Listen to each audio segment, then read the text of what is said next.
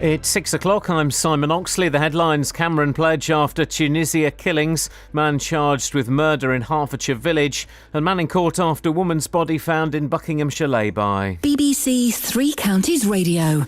David Cameron says Britain is united in shock and grief in the wake of the Tunisian atrocity, but won't be cowed. Writing in The Telegraph, he said the poisonous ideology that drove young people towards extremism needed to be exposed and defeated. At least 30 Britons are now known to have been killed in Friday's attack. Formal identification of the victims has been delayed because many weren't carrying ID. Becky Catterick fled the attack but saw the killer. We ran up this 100-metre stretch of road, and when we got to the top of it, some shopkeepers pulled us in, said do not turn around, get in. But we looked around and there was just this guy there in black shorts, a black polo top, with his head to the ground, just dragging this huge gun along the floor. Police in Hertfordshire have charged a man with murder after a pedestrian died following a collision with a van in Turnford on Friday morning. It happened in Groom Road at about 11:30. A man in his 50s from Turnford was killed. 56-year-old Michael Turner from Landau Way in Turnford has been charged with murder and is due to appear at Hatfield Remand Court today. A man will appear in court today charged with murdering the woman whose body was discovered in a lay-by in Buckinghamshire last Tuesday morning. The body of Anita Kapoor from Hayes in London was discovered by a member of the public in the lay-by on the Amersham Road in Gerrard's Cross. 34-year-old Navin Mohan from Southall in London is due to appear at High Wycombe Magistrates Court today. It's been claimed that hospitals are doing little to implement new guidelines over how they issue do not resuscitate orders. It follows the case of a woman from Hertfordshire who was placed on a DNAR without her or her family being told. More from Jane Killick. Janet Tracy from Ware was taken to Addenbrooke's Hospital after a car crash in 2011. But because she'd been previously diagnosed with cancer, doctors decided without her family's consent that she shouldn't be resuscitated. A year ago, it became law for patients to be consulted about end-of-life care, but her family says hospitals still aren't doing enough. A BBC investigation has found that over the past 3 years, the number of complaints about the orders has risen at hospitals across the eastern region from 7 to 45. Bedfordshire Police say an incident in Luton Town Centre last night was not terror-related. A man approached officers and produced a weapon and was detained. Police had been called at 7:50pm to reports of violence in St George's Square. A number of men were arrested. The man who approached police was not connected to the original incident. Greek banks will remain closed for a week following a decision by the European Central Bank not to increase emergency funding.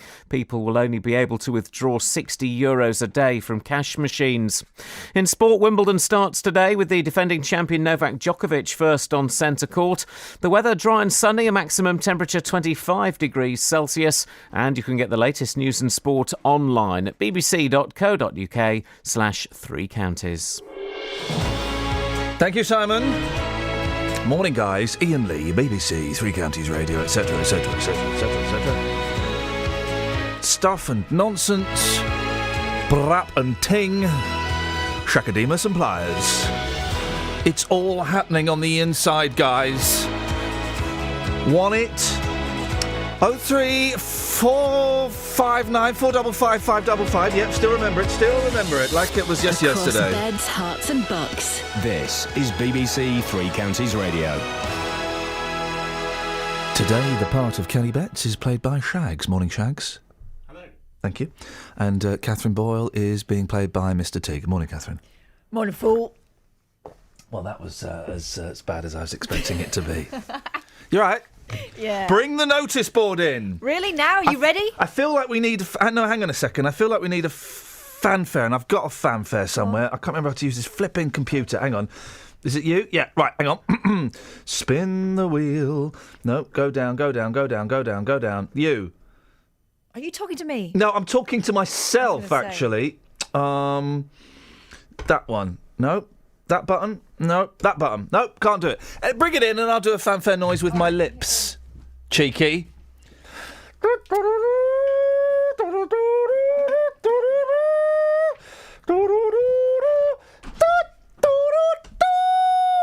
There it is. There we go, you see. There's the fanfare. Glistening in the... Wipe everything off that whiteboard. That's gone. It's the start of a new week. All those... Crazy? Look at all the work. All those things is gone. Of course, we'll always take your Sir Lemworth Hemworth stories. That's just fact.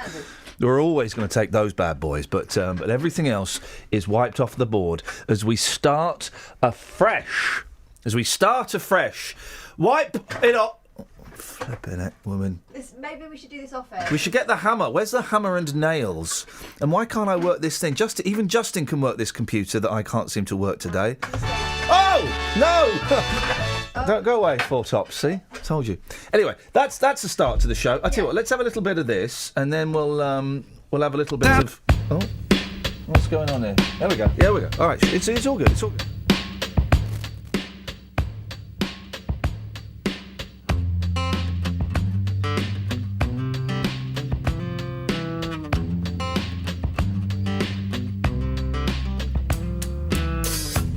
It's the perfect time of year. Somewhere far away from here. I feel fine enough, I guess. Considering everything's a mess. There's a restaurant down the street where hungry people like to eat. I could walk, but I'll just drive. It's colder than it looks outside.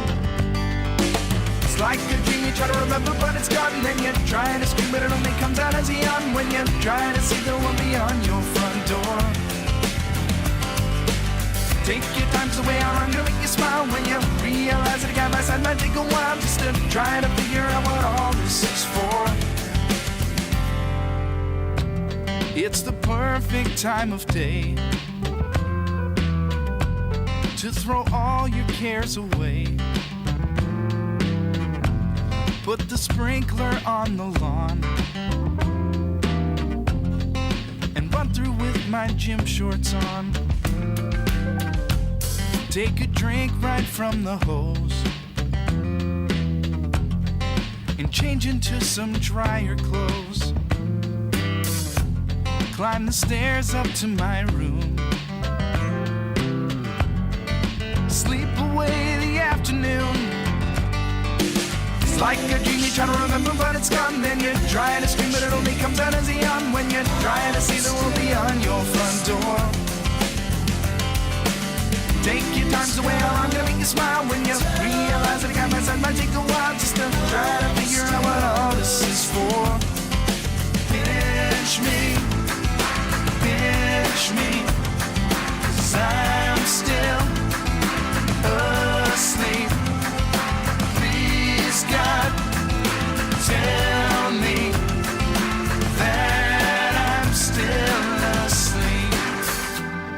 On an evening such as this, it's hard to tell if I exist. If I pack the car and leave this town, notice that I'm not around. I could hide out under there. I just made you say underwear. I could leave, but I'll just stay. All my stuff's here anyway. Like a dream you're trying to remember, but it's gone. Then you're trying to scream, but it only comes out as a yawn when you're trying to see the world beyond your front door. Take your time, so way I'm gonna make you smile when you realize that a guy by side might take a while just to try to figure out what all this is for. Try to figure out what all this is for. Try to see the world beyond your front door. Try to figure out what all this is for.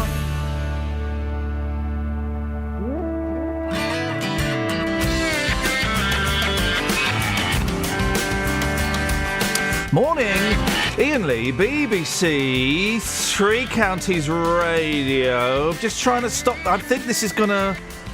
No, okay. I don't know. It's summer, isn't it? Morning, Boyley. Morning. Yeah. It's a beautiful day. So far, the whiteboard is empty. We keep the whiteboard full all week, but you have to help fill it up. 03459 455 555. What would you like to see on the whiteboard? If your suggestion makes it, we'll take a picture of it and, that'll be a nice reminder of I don't flipping know what I'm saying. That's What enough about of that. acceptable insults? Because I called someone a cowbag on the weekend. Well, She was. it's a dangerous game to play. Knowing our listeners, it's a dangerous game to play. But yes, we can. When's that stopped us? Well, okay, we can put except. Shall we do this story? Yeah. Just so we feel so like we've done some content, and no, just so that we can do this, and then we can have some. And I'll tell you about cowbag. Thanks very much indeed. Now, hospitals still haven't brought in a change to the law on resuscitation. A year after a Hertfordshire woman's landmark court case, Janet Tracy from Ware was involved in a car accident in 2011. But because she'd had cancer, doctors decided that she shouldn't be resuscitated. Well, they did this without the family's consent, which is why her daughter, Kate Masters, took things further. Catherine's been looking into this. This was a row about the use of do not resuscitate. I know what it is. I'm sure a lot of the listeners know what they are. But just for those who don't, what is it and why would a hospital use that? OK, these are orders. A DNR or a DNAR is a doctor's way of telling the rest of the team that if a person's heart stopped, then it shouldn't be a procedure to artificially restart it. Doctors will do this sort of thing in cases where they believe the use of CPR to restart someone's heart will be unlikely to help the patient because it can be a brutal process. And if someone is frail, either because of age or health problems, doctors say resuscitating them is less likely to bring them back, and it's also a distressing and undignified end to somebody's life. Now, the important thing, which was spelled out in the Janet Tracy case last year, is that the doctor must consult either the patient or the family beforehand and make sure they understand why this order is being brought in and that they're comfortable with the fact that it's there. There hasn't been as much progress, though, as there, as Kate would have liked. No, she wants more communication, and you'll hear from her later on. She's coming on the programme. But she feels that while some hospitals and doctors are beginning to take her points about communication on board, there can still be a rather paternal attitude from some doctors that they know best. Now, her point is that if you communicate with patients and explain the decision and why it's best for their loved one, then they're more likely to achieve the best result for the patient. And all of this comes as a BBC investigation's found that complaints about the orders in hospitals across the eastern region have actually risen over the last 3 years from 7 to 45, which, it doesn't sound like a huge number, but still, given that this order was brought in, that this change to the law was brought in last year to enhance communication, it's quite surprising. So it could show that this is an increasing problem, or that more people are just aware of their rights when it comes to these orders and how they should be applied. So we'll be talking about that in the course of the programme. This is Iain Lee On BBC Three Counties Radio. Why'd you call someone a cowbag? She was one. Why? Right, so I went to a well-known shop, never known the undersold. Waitrose. Yeah. The thing is, guys, you know when people say, "Well, can I mention this shop?" Right. Well, if you're going to slag them off, no, you can't. No, I'm not slagging them off. No, I know, but I'm just saying this to the. They always say, "If you listen to radio, can I mention the shop?" Well, are you going to be rude about it? Yeah. Well, no, legally you can't. And then you get people who go, "Oh, it's the BBC, so I can't." You can mention a shop on the BBC, of course you can. But also, just because you've now planted the seed in these idiots' ears, you then say, "All right, I'm not going to mention the shop, but I'm going to slag it off." But let's just say every little helps. Well, then that is the same legally as you telling me what the shop is. Yeah, no, it wasn't that one. It was this one. And the I'm only going to write a book. Sorry to keep interrupting. Well, just so rare I get to speak these days. I'm going to write a book, not on how to do radio, on how to phone in to radio. It's a really good idea. That's exactly what I'm going to do. There might be a chapter. I'm not sure there's a book. Trust me, there's a book. There's a book, including chapter 6, How to Do the Perfect Prank. Anyway, continue. Continue. The only reason I tell you which shop it was is because the behaviour on her part was extremely uncouth and not what you'd expect at Waitrose. Oh. But also my behaviour was tempered by the fact it was Waitrose and not somewhere else where, obviously I would have got fighty. But anyway... You would have got what? Fighty. As opposed to? Politey. Yeah, okay, yes. Coming through a one-way system and waiting for this lady to come out of her parking space. Yeah.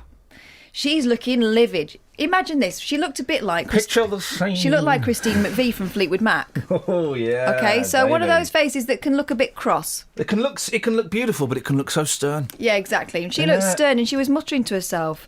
And I was doing that sort of thin-lipped, polite smile that says, yeah, I'm waiting for you, but if there's a problem, it's fine. You can tell me you're waiting for your husband or you're going to get your pies out or whatever, and I'll move along. Anyway, so she's sort of looking over now and again, and I thought, flipping heck, someone's really annoyed her. Yeah. I moved a bit closer as she started to pull out, thinking that she was going to obey the laws of the laws of the Waitrose. Of the Waitrose one-way system. And she starts pulling across me. Not only does she start pulling across me, she's got her roof down. Yeah, she's driving an Audi with the roof down. This may explain more.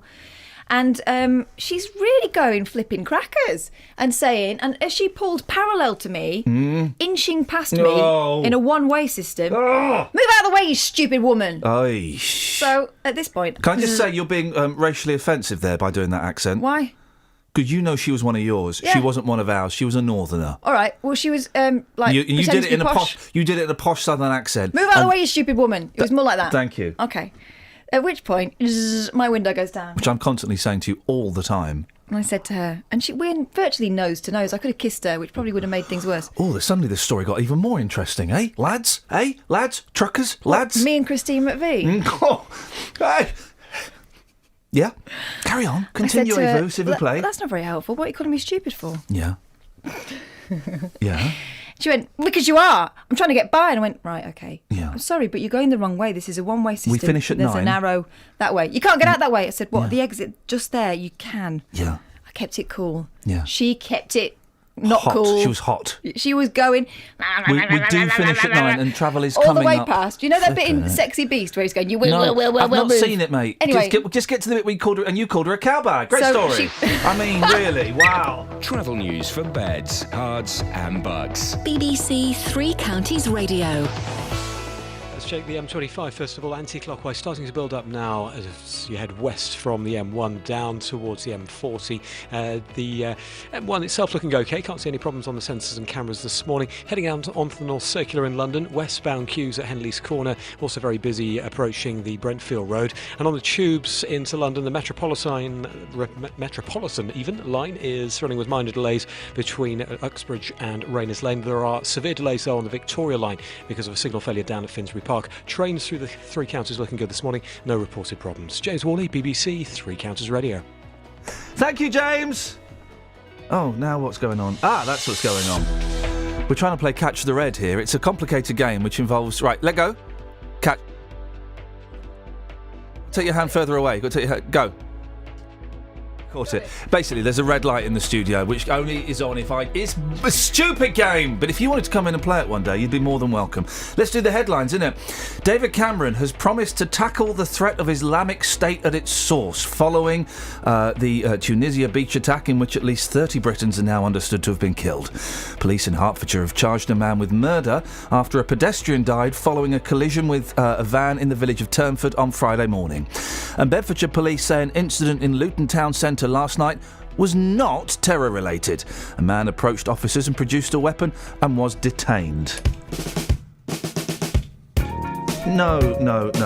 That's not how this works. We do this now. Competitors must be dressed in suitable tennis attire that is almost entirely white. Takes her time wearing a white visor with her hair tied back. The crowd must remain perfectly silent for the duration of every point. The crowd at the moment quiet and respectful. However, what a ripper of a return! Those watching at work, in the park or anywhere at all are encouraged to scream, gasp and whoop throughout. Crashes a forehand into the corner. And this is the cheer of the crowd. Wimbledon 2015. Come as you are. No. Starts today All across the BBC. All Wimbledon means to me is boring television. I don't really watch TV anymore. As I said, I'm getting rid of Sky in August. Bring it on. And I'm waiting for... I've got to phone them up on July the 25th to cancel Sky. I've got to give them a month's notice. And I'm going to enjoy the conversation where they try and keep me. Because my decision has been made. They could offer to give me money and I would still... Well, no, hang on, that might work. Yeah. They offered, if they paid me, that I might just keep it then. But apart from that, Murdoch, that's it. You better put me straight through to Murdoch. He's the only one that could persuade me to keep Sky, and that's through intimidation and threats of exposing those phone recordings. You know my phone... I told you my phone was hacked back in the day. Yeah. My phone was it hacked... back in the day when you had a very interesting life? Yeah, it would have been messages from my mum... telling me to go and clean her windows, basically, and from my drug dealer and prostitutes. It's a joke! Anyway, so you called her a cowbag. Well, no, she asked for it. Oh, it's still going on. She was inching I've past asked me for it now. very quietly, rumbling and grumbling away. in a Christine McVie fashion. I'm sure Christine McVie wouldn't go that far. Every time I open a second microphone, I have to ride the gain. It's a really weird, echoey thing. Anyway. Didn't Cowbag, weren't they a band in the 80s? Probably. I think of Pig Bag. There was a band called Pig Bag. No, there wasn't. There was a band called Pig Bag. Let's ask Shags. Shags, what was Pig Bag's hit? Their hits were Slap Me Once. Okay, thanks very much, indeed. I mean, that's the best he can come up with. There's Pig Bag. I think they did a song called Pig Bag. Right. Didn't they, guys? Well, Pig Bag is the escalation of Cowbag. If she'd have carried on, she'd have got Pig Bag. This is Pig Bag. Hang on a second, guys. Oh, hang on a minute. And the song is Papa's Got a Brand New Pig Bag.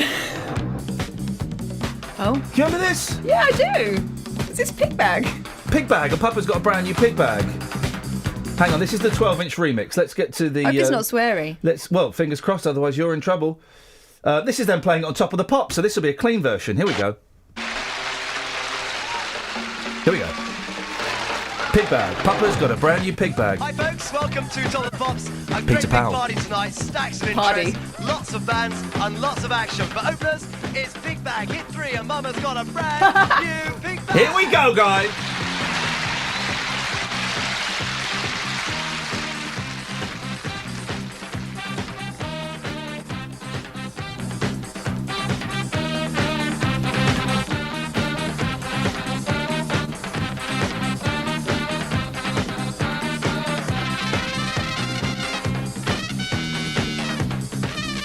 Flippin' heck. I mean, I remember this. But isn't this something else? Or is it this? I think, isn't this... Dun, dun, dun. Dun, dun, dun, dun, dun, dun, dun. Yeah. Dun, dun, dun. But is that this? Or is that something else? That's this. Dun, dun, dun, dun. Is it something else, Shags? Catch the Pigeon in it. Oh. Catch the Pigeon. Da, da, da, da. No. Catch the pigeon. No, it's not catch the Catch pigeon. the Pigeon went, catch the pigeon, catch the pigeon, catch the pigeon. Different. Nothing like Catch the Pigeon, for goodness sakes. Do they sing on this, or...? No. Oh, there might be no. Hey, Okay, this is what Shaggy is thinking of, for crying out loud. Here we go. He's thinking of this. Nothing like. Nothing like it, Shags. Although, Shags does look a bit like Dick Dastardly, doesn't he? And you look like Muttley. Dun, dun, dun, dun. This is what counted for... Anyway, enough. Anyway, so she's inching past me. Yeah, we're and- still doing that story, are we? And going maniacal. We've done this. And she gets to the point where she can get away. And Yeah. just as she gets away, I bravely called out, "All right, Cowbag." Yeah, that'll learn her. Great Boom. story. She won't be back. I kind of feel like we had that story like 10 minutes ago. Boom. Should we have I'm a Believer by the Monkees? Always. Yeah.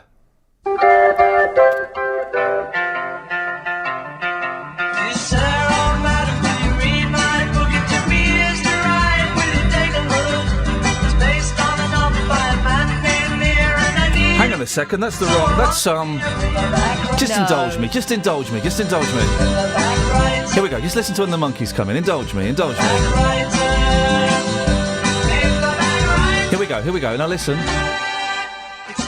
Oh no, hang on a second, they're doing a second verse. Just indulge me. You're digging this, Shags, aren't you? You digging the vibe? Here we go, here they come. Here they come.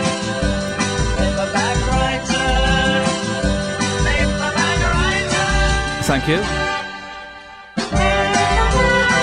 Come on, guys.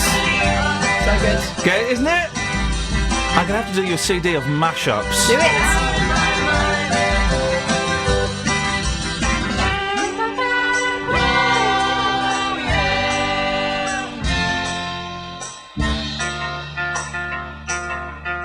I'd play it all if it wasn't such bad audio. I must do there's one I want. The Beach Boys and Missy Elliott. What? Oh, I know! But that can't work. That, man, honestly, it does work. Let me find it. We'll do the show in a minute. I'm just having so much fun with my new It's okay, toys. I'm going to tell you about a bridge in Sharnbrook in a bit. Okay, well, I look forward to that. Yeah. Okay, is this it? Oh, shush. Hang on a second. Is this it? There we go. Here we go. This is the Beach Boys, Missy Elliott, and Busta Rhymes. This could get swearing. Oh yeah, you're right. Actually, it does. What's the bridge? Have you got the bridge? Yeah, people living in Sharnbrook. Here you go. Okay, I'll read. I've got it. Okay, right, fine.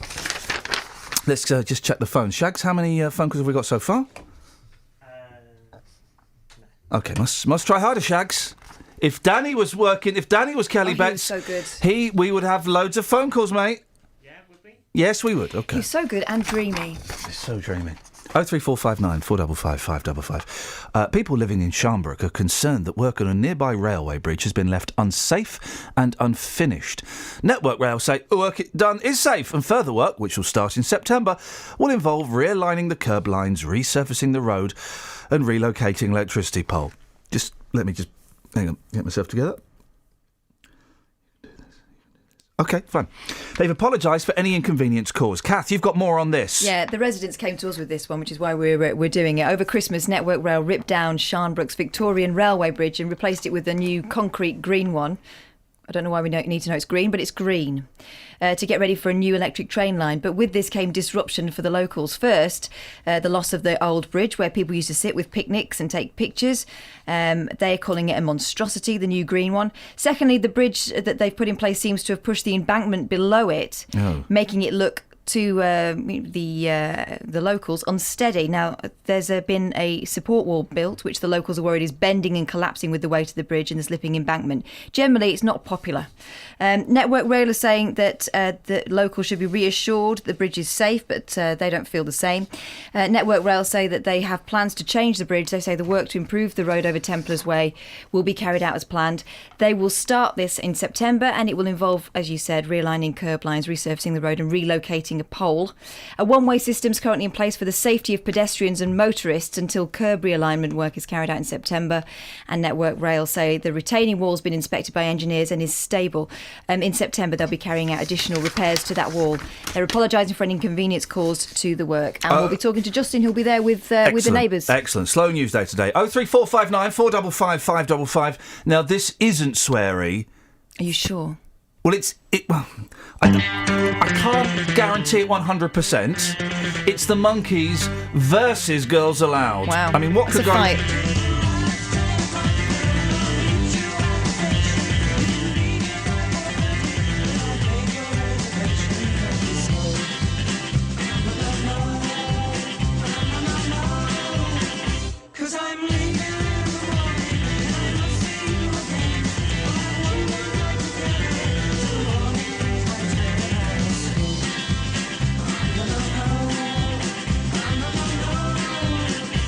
I don't know if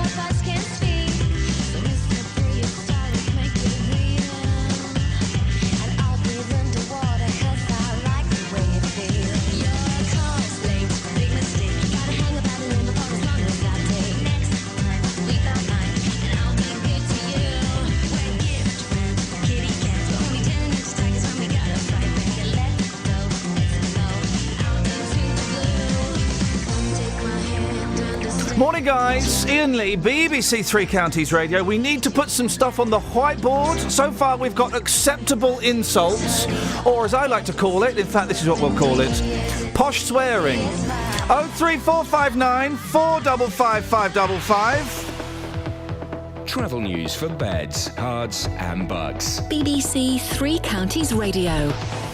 Well, the M1's now building up on the southbound side. Usual delays down towards the Redbourne exit, so down towards junction 9. M25 anti-clockwise, that's looking heavy as well in patches from before the M1 round towards 19. That's Watford. Clockwise looking good. No reported problems at the moment on the A1M, although again starting to build up just south of Hatfield down towards the M25 this morning. On the tubes in London, if you're heading into the capital, there are minor delays on the Metropolitan line, Uxbridge to Rayners Lane. Severe delays on the Victoria line after a signal failure at Finsbury Park. Trains are looking fine through the Three Counties this morning. James Worley, BBC Three Counties Radio. Thank you, James. Across beds, hearts, and bugs. This is BBC Three Counties Radio.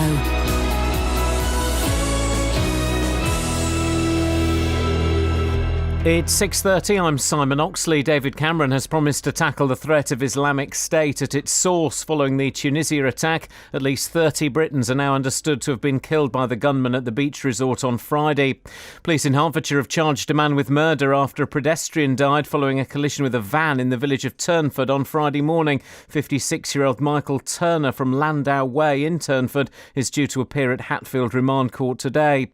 A man will appear in court today charged with murdering the woman whose body was discovered in a lay-by in Gerrard's Cross in Buckinghamshire last Tuesday morning.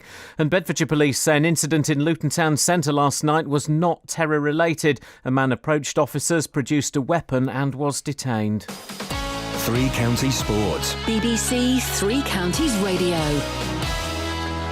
Wimbledon starts today with the defending champion Novak Djokovic first on centre court. Andy Murray starts his campaign tomorrow. Djokovic has been caught up in a cheating row after coach Boris Becker said the pair have ways of communicating during a match, although such coaching is banned during Grand Slams. Djokovic, though, insists he won't be breaking any rules when he plays Philipp Kohlschreiber in the first round later. I don't think that's how you can call it. I mean, it's not necessary that he tells me where to serve or to which side of the opponent's court I have to play, because that doesn't happen. But it's more of a, encouragement and more of a support.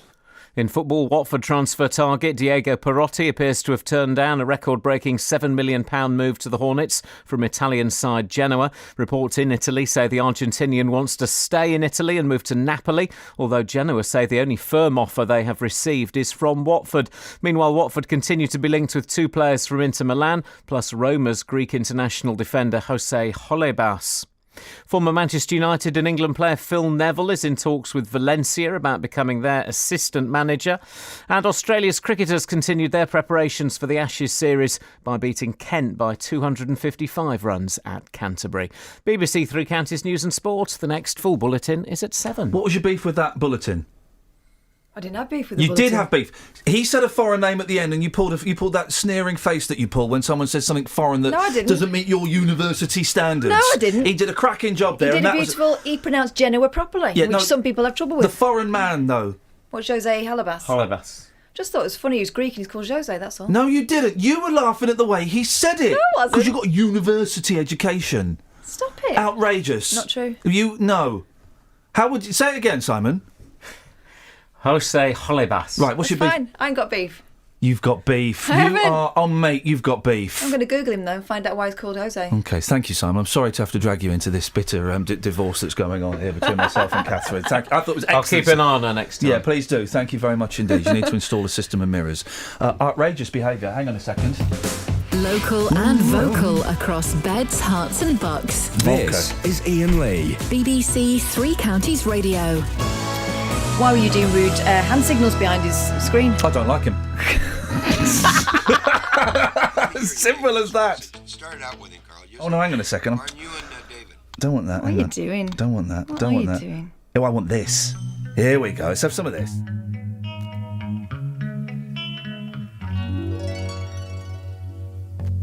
There's a world where I can go and tell my secrets to.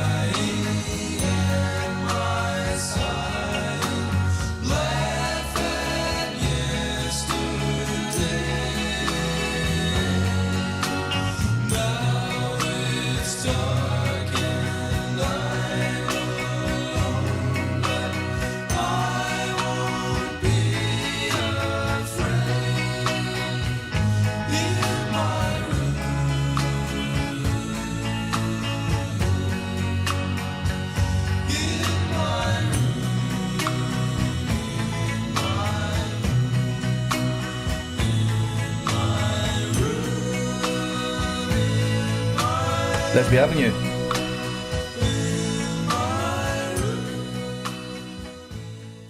Gains. There we go, you see. I'm just negating the slight esotericness of some of the music we played by a bona fide classic. That's right, I just played a bona fide classic. That's one of my favourite gags, along with Uri Geller, of course, one of the biggest benders of spoons in the world. Fun times, guys. 03459 455 555 is the telephone number. So, Posh swears.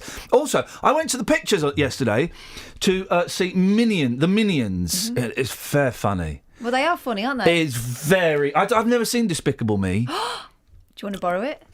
I probably got it somewhere, scratched and covered in jam.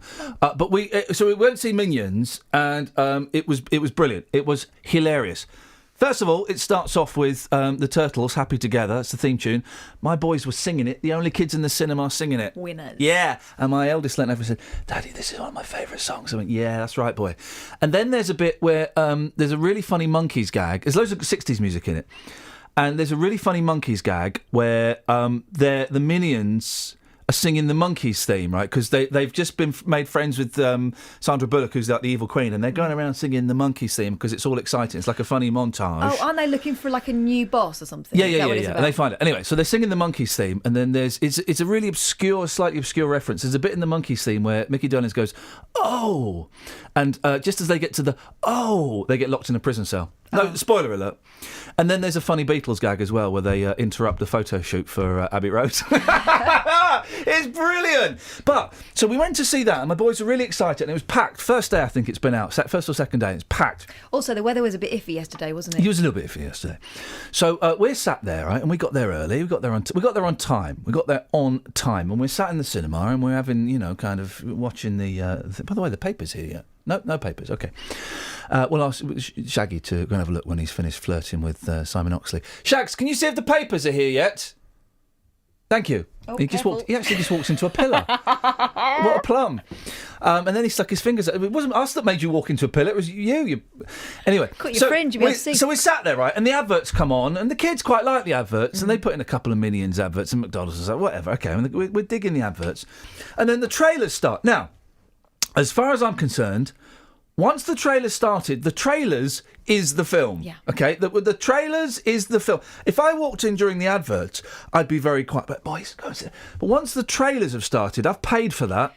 And so I would be really... Boys, just go and sit down. I don't mess around anyway. No, you People can't. are sitting down, you get down, you get your head down and you shut up. You can't mess around. OK, so anyway... Like 6 parents walk in during the trailers. It's only a trailer for Hotel Transylvania 2, but still, the boys wanted to see it. Right? So the 6 parents walk in with about 30 kids, right? They've been busy. Well, if you've got that many kids, you get there early. Mm-hmm. And by the way, one of them had been rude to me and had blocked me and my boys getting in while we waited. No, one of the adults. While we waited for some mum who was dawdling on her phone. He's holding the door open while she's texting. I'm thinking, well, she's texting. She's not going in. You know what you should have called him? Cowback. Anyway, so these parents come in with these 30 kids, right? And instead of, all right, guys, the trailers have started, everyone sit down. All right, guys, Lucy, right, all the girls, sit down there. You're in that row. Boys, in that row. Tommy, who needs a booster? Anyone? Do you need a booster seat, Sarah? Colin, do you want a booster seat? Right, so we want 10 booster seats. Anyone need the toilet before... I'm thinking, for this conversation in the foyer, everyone. Loud. And they're talking and they're shouting. I'm thinking, flip. It's almost as bad as the day I was in a cinema in Slough and the chap in front of me was sending texts in the middle of the film. I went, excuse... He was sending texts and I was getting angry. And I thought, but OK, I'm going to let this ride. And then he made a phone call. And he's on the phone to, I guess, his wife. And then he gave the phone to the boy. And the boy's going, hello, mummy. And I said, excuse me, could you turn that off? Cinema etiquette. Yeah. You don't make a noise when if the lights are down and there is a projection happening, you are quiet. I'll let you be a bit noisy in the adverts, not the trailers, that's the film. Really annoyed me. Did it? You didn't let it show. 03459 455 555. Ian, enough already. FFS. Is that the furniture place? The mashup you are attempting is awful. Do you know what it sounds like? It's like sitting on the bus and a couple of... And that's all we've got of that tech. Oh, and a couple of people have on their Walkmans on too loud. I can hear both songs in a mashup way. Not good. Tony. Morning. Morning, Tony. That's why I reset your ears with In My Room by the Beach Boys. Don't worry. I know what I'm doing. I am a professional. A professional. Ben, papers? Just something that usually happens. Papers? No. Okay. Why did he mouth the word no? Why didn't he just go no? Okay, guys. Well, that's half my show gone. What was I checking the right place? I just went out the back. Is that where they... Did you go out to the back gate? Because they sometimes shove them in the... Oh, all the way down. Yeah, the back. I know. Okay, I'll go down there. Thank you, Shags. That's all right. And am I right? I still don't know. I'm sorry, I don't know the layout of this place properly. To come back, yeah. Do you have to walk past the coffee making facilities? Yes. Oh. Yes, I think you do. Do you? I think you do. Oh. I'm not sure. If you do, that'll be awesome. Thank you, dude. I appreciate that. What a nice guy. And easily manipulable. Watch that pillar. Yeah, watch the pillar, mate. That's it. 03459 455 555. So normally we'd be going through the papers, but we haven't got no papers. So I'll tell you what we're going to do is we're going to play a song. Let's play... For Tony? No, I'm not. No. I'm aware that I've got new toys, so I've become slightly esoteric, but I'll play something decent this time. Hang on a second. What have we got? Let's see what we've got here. I'm not playing that. That's 8 minutes long. I'll tell you what we'll do. We'll play some. There we go. You don't get much more pop than this, for goodness sakes. Here we go.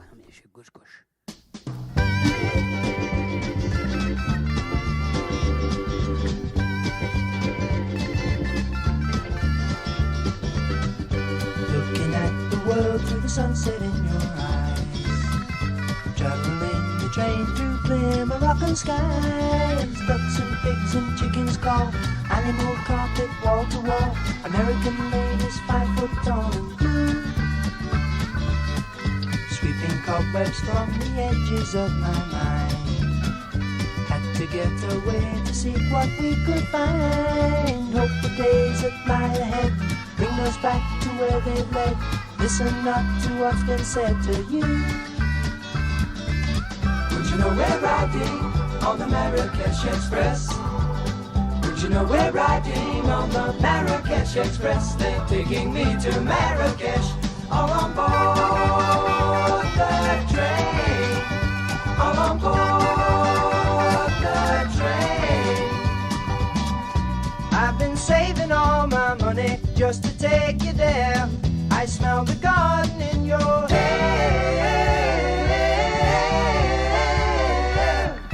Take the train to Casablanca going south. Blowing smoke rings from the corners of my mouth. Gold cockles hang in the air, charming cobras in the square. Striped leathers we can wear at home. Well, let me hear you now. Would you know we're riding on the Marrakesh Express? Would you know we're riding on the Marrakesh Express? They're taking me to Marrakesh. Would you know we're riding on the Marrakesh Express? Would you know we're riding on the Marrakesh Express? They're taking me to Marrakesh, all on board the train, all on board the train, all on board.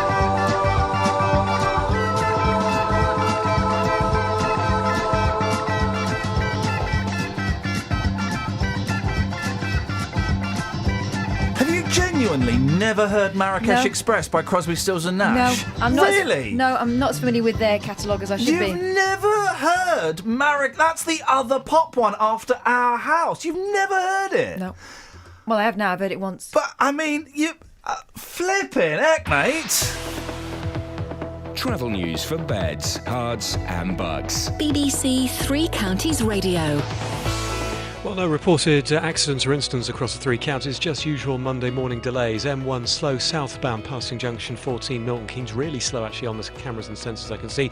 South of junction 10 Luton Airport down towards 9 Redbourne, that's slow moving. M25, well, anti-clockwise slow in patches from 21 down towards the M40 already. And the A1M, that's looking heavy if you're heading south of Hatfield. Delays into London on the A1 through Boreham Wood. And onto trains and tubes. Trains are fine, tubes though into London, minor delays on the Met line, and there are severe delays still on the Victoria line. James Worley, BBC Three Counties Radio. Thank you very much, James. Where are we now? 6:46. It's Monday. Flippin' heck, it's the 29th of June. My tour starts next week. Blimey. These are your headlines on BBC Three Counties Radio. David Cameron has promised to tackle the threat of Islamic State at its source, following the Tunisia beach attack, in which at least 30 Britons are now understood to have been killed. Police in Hertfordshire have charged a man with murder after a pedestrian died following a collision with a van in the village of Turnford on Friday morning. And Bedfordshire Police say an incident in Luton town centre last night was not terror-related. A man approached officers and produced a weapon and was detained. 03459 455 555. Let's get the weather. Here's Kate. Beds, Herts and Bucks weather. BBC Three Counties Radio. Good morning. It's a beautiful and quiet start to the new week. Plenty of sunshine today, but it could turn hazy from time to time as a little bit of high cloud works its way in. But it's still going to be bright, warm and sunny. Temperatures up to 25, maybe 26 Celsius. Sunsets at 21, 25 and it's dry and clear overnight. Winds light, minimum temperature 11 Celsius, but most places, town and city, staying around 13 or 14, so quite a sticky night. Sunrise is at 04:46 tomorrow morning. And we've got some very warm air pushing up from the south. We've got barely any cloud to speak of, blue sky and sunshine, and temperatures reaching 29 Celsius. And that's your forecast. Thank you, Kate. Nick Coffer on BBC Three Counties Radio. The book is all about how you can use nature to make walking a detective game. There's no cost to spending 10 minutes looking at all this stuff. Three mums from Hertfordshire have got something a little bit different planned. This weekend they're walking the 100 kilometres. We've done lots of training and we're aiming to complete it within 24 hours. Nick Coffer. Is that a maze in front of your house? It's called a parterre. Oh, it's a parterre, is it?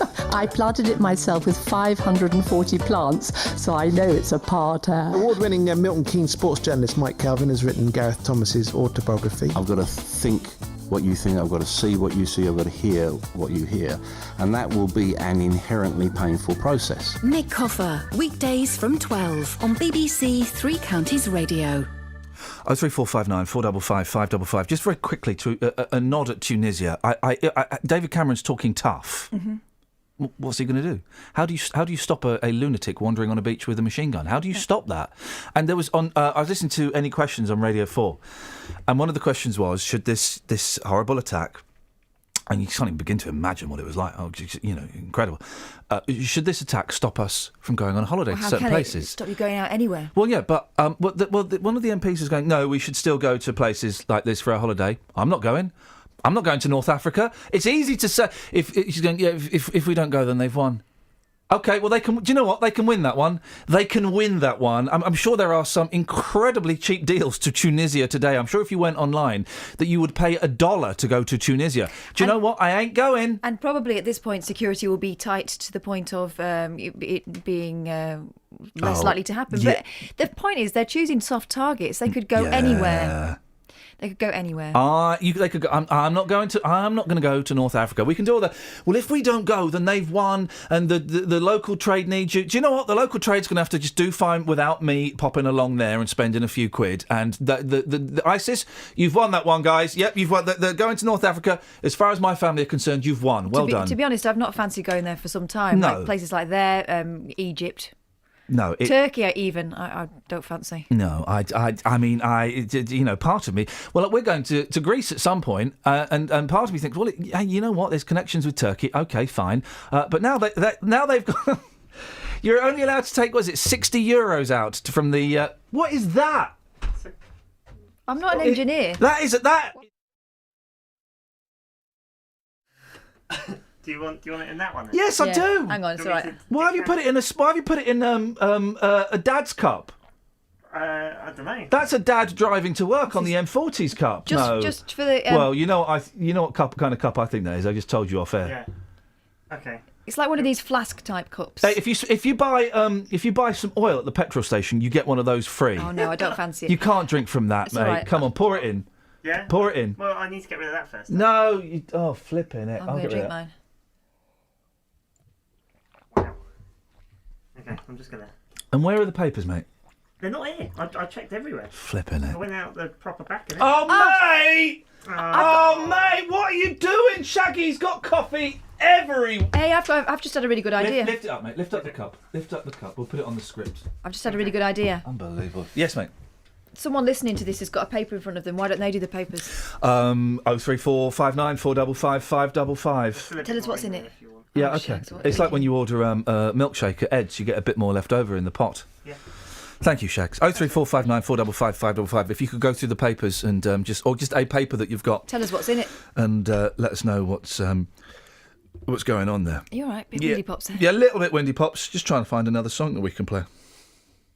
Oh, this is a fun one. You'll like this, I think. There we go. Yeah.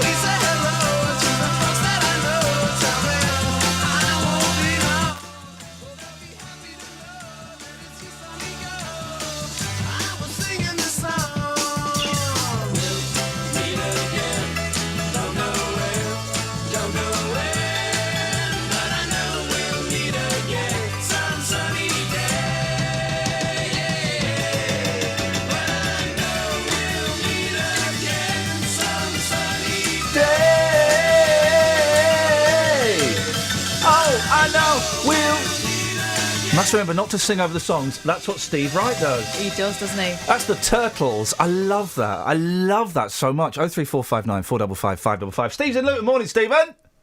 Morning. Hey, you're all right, fella. You sound a bit slower than usual. What's wrong?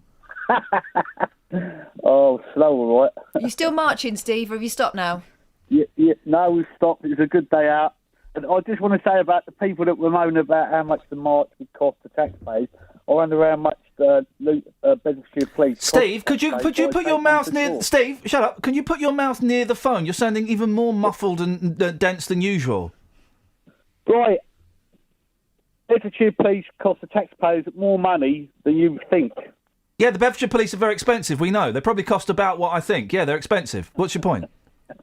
No, but on Friday, people were ringing up moaning because we're having a march. It's going to cost the police and the tax money. Not on this show. They weren't moaning up. They weren't moaning up. There we go. We'll have a moaning. They did mention it because I spoke to you. Yeah, you mentioned it, but no, Steve,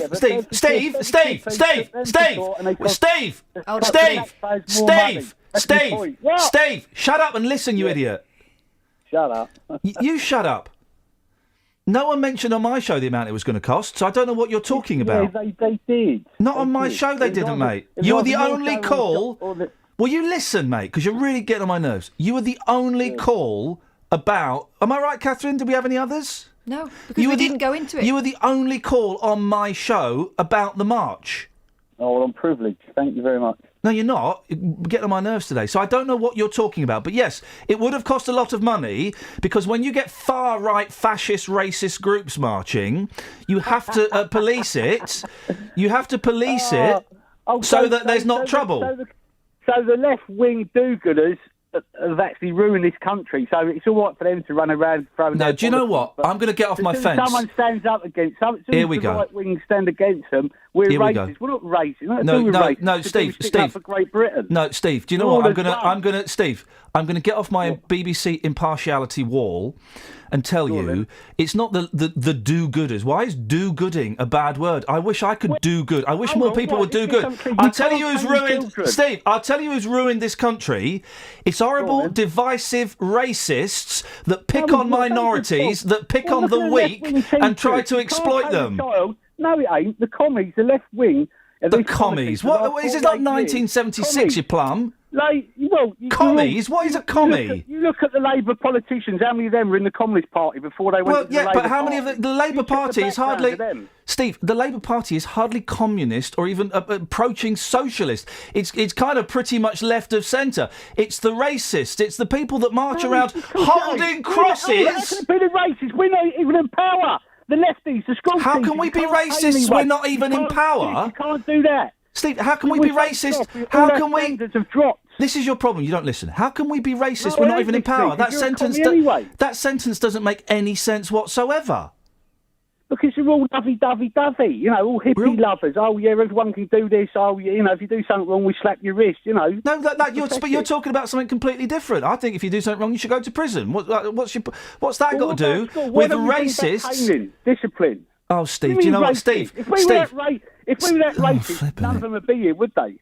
Nothing to do with racism. None of who would be here? If one was a racist, we're sticking up for Great Britain. None of who would be here? Do you think our forefathers... Steve, bye-bye. I can't be bothered. Do you know what? I mean, he's speaking more guff than usual. Has he stopped speaking? Yeah. Steve? He's gone. Good. All right. I know I'm supposed to be impartial. I was thinking about this at the weekend, but just when there's racists walking around holding crosses, I just think... I don't want any part of that. They're the people that are ruining this country. And yet, the people on the far extreme, the other side as well, and yet people that go around blowing people up, you know, they're all as bad as each other.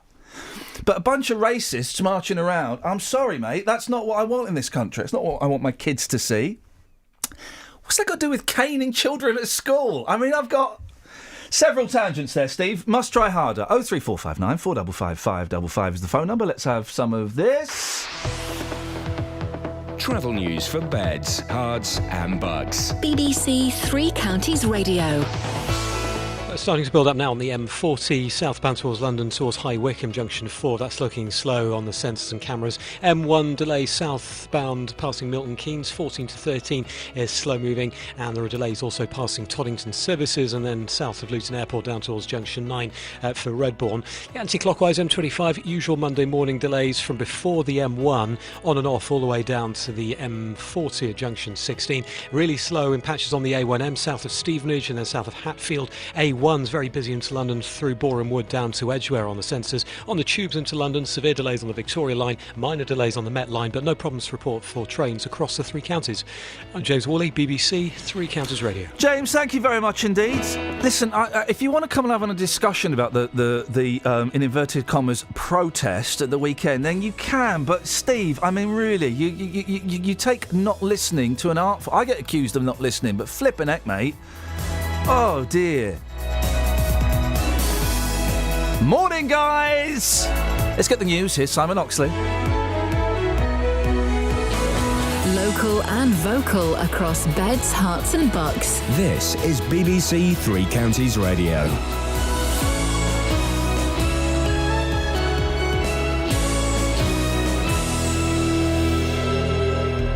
It's 7 o'clock. The headlines: Cameron pledge after Tunisia attack, man charged with murder in Hertfordshire village, and man in court after woman's body found in Buckinghamshire lay-by. BBC Three Counties Radio.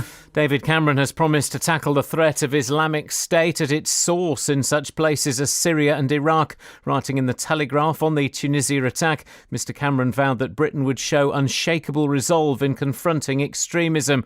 At least 30 Britons are now understood to have been killed by the gunman at the beach resort on Friday. Reports say a 43-year-old man from Buckinghamshire was shot in the attack. John Metcalf from Hazelmere near High Wycombe is said to be recovering in hospital.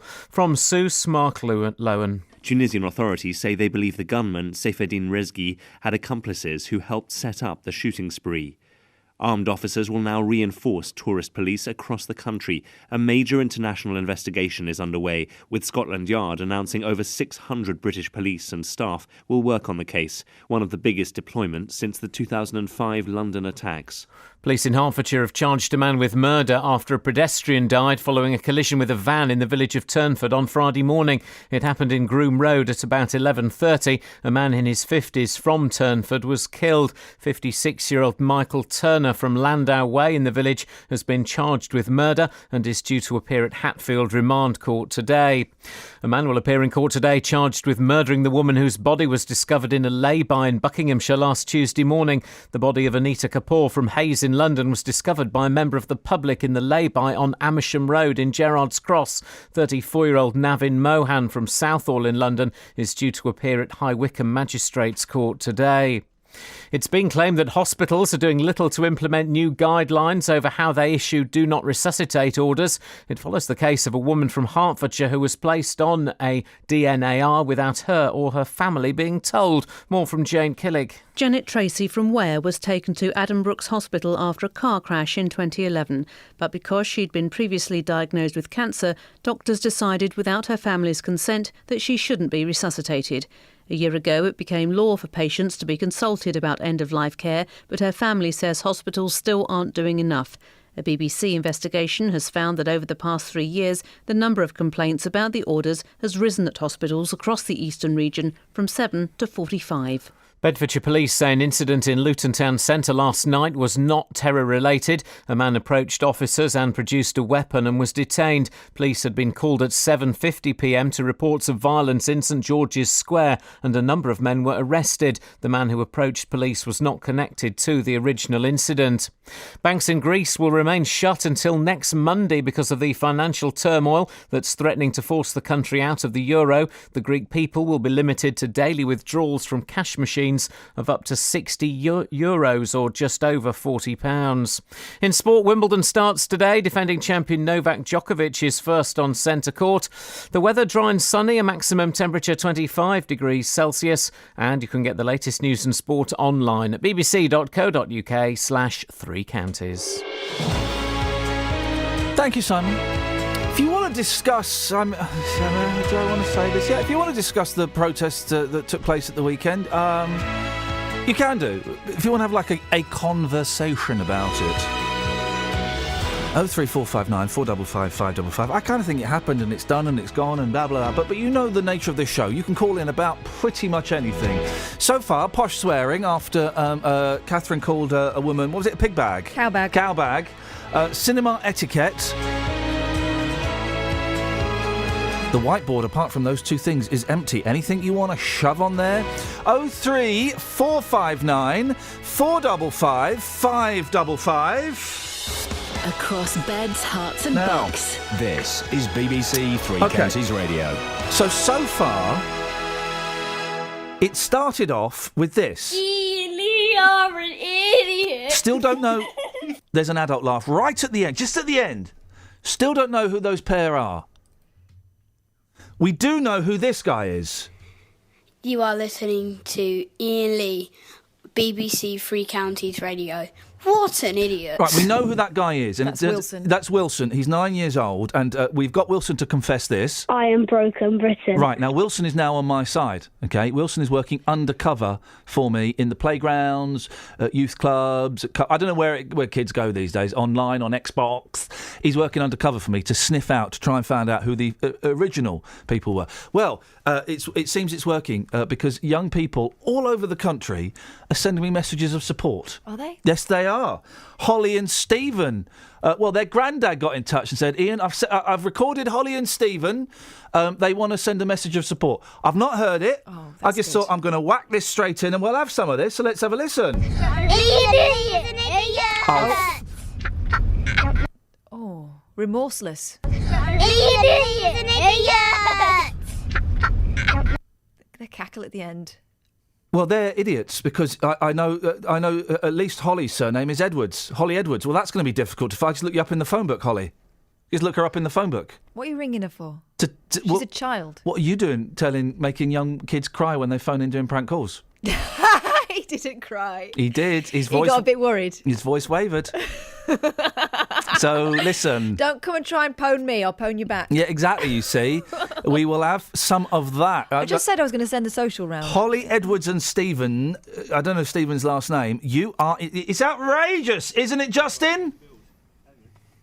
Certainly is, boss. Absolutely outrageous. You're listening to the new BBC technology where a spontaneous conversation is impossible. Isn't that right, Just? Absolutely, boss. Yes, it is indeed, on our new satellite vehicle. I tell you what we're going to do, Justin, is that we're going to see how long the delay is. I'm going to start counting. When you hear the count, you join in. 1, 2, 3, 4, 5, 6, 7. Hello, it's not... Justin, count. Hello, boss. Only joking. Well, I tell you what, Justin, I'm gonna put this damned spontaneity to one side, and we're gonna tow. Let me just tow this BBC line as we go into the scripted part of the show, dear listeners. Residents in Sharnbrook in Bedfordshire have been left concerned by an unfinished and what they say is an unsafe building project by Network Rail. Network Rail say the work done is safe, and further work, which will start in September, will involve realigning the curb lines, resurfacing the road and relocating an electricity pole. It's apologised for any inconvenience caused.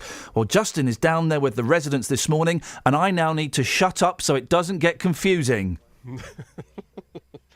Yes, thank you, Ian. Yes, I'm with the residents here who have surrounded our new satellite vehicle because they're very angry about events here in the village. Bernard Gree, thanks for your time this morning. You're live across Beds, Herts and Bucks. So tell our listeners what the main problem is here in Sharnbrook. Well, basically, we've suffered for almost 2 years of disruption from road bridges being demolished, traffic diverted through villages, HGVs going through small villages, narrow roads, damaging property.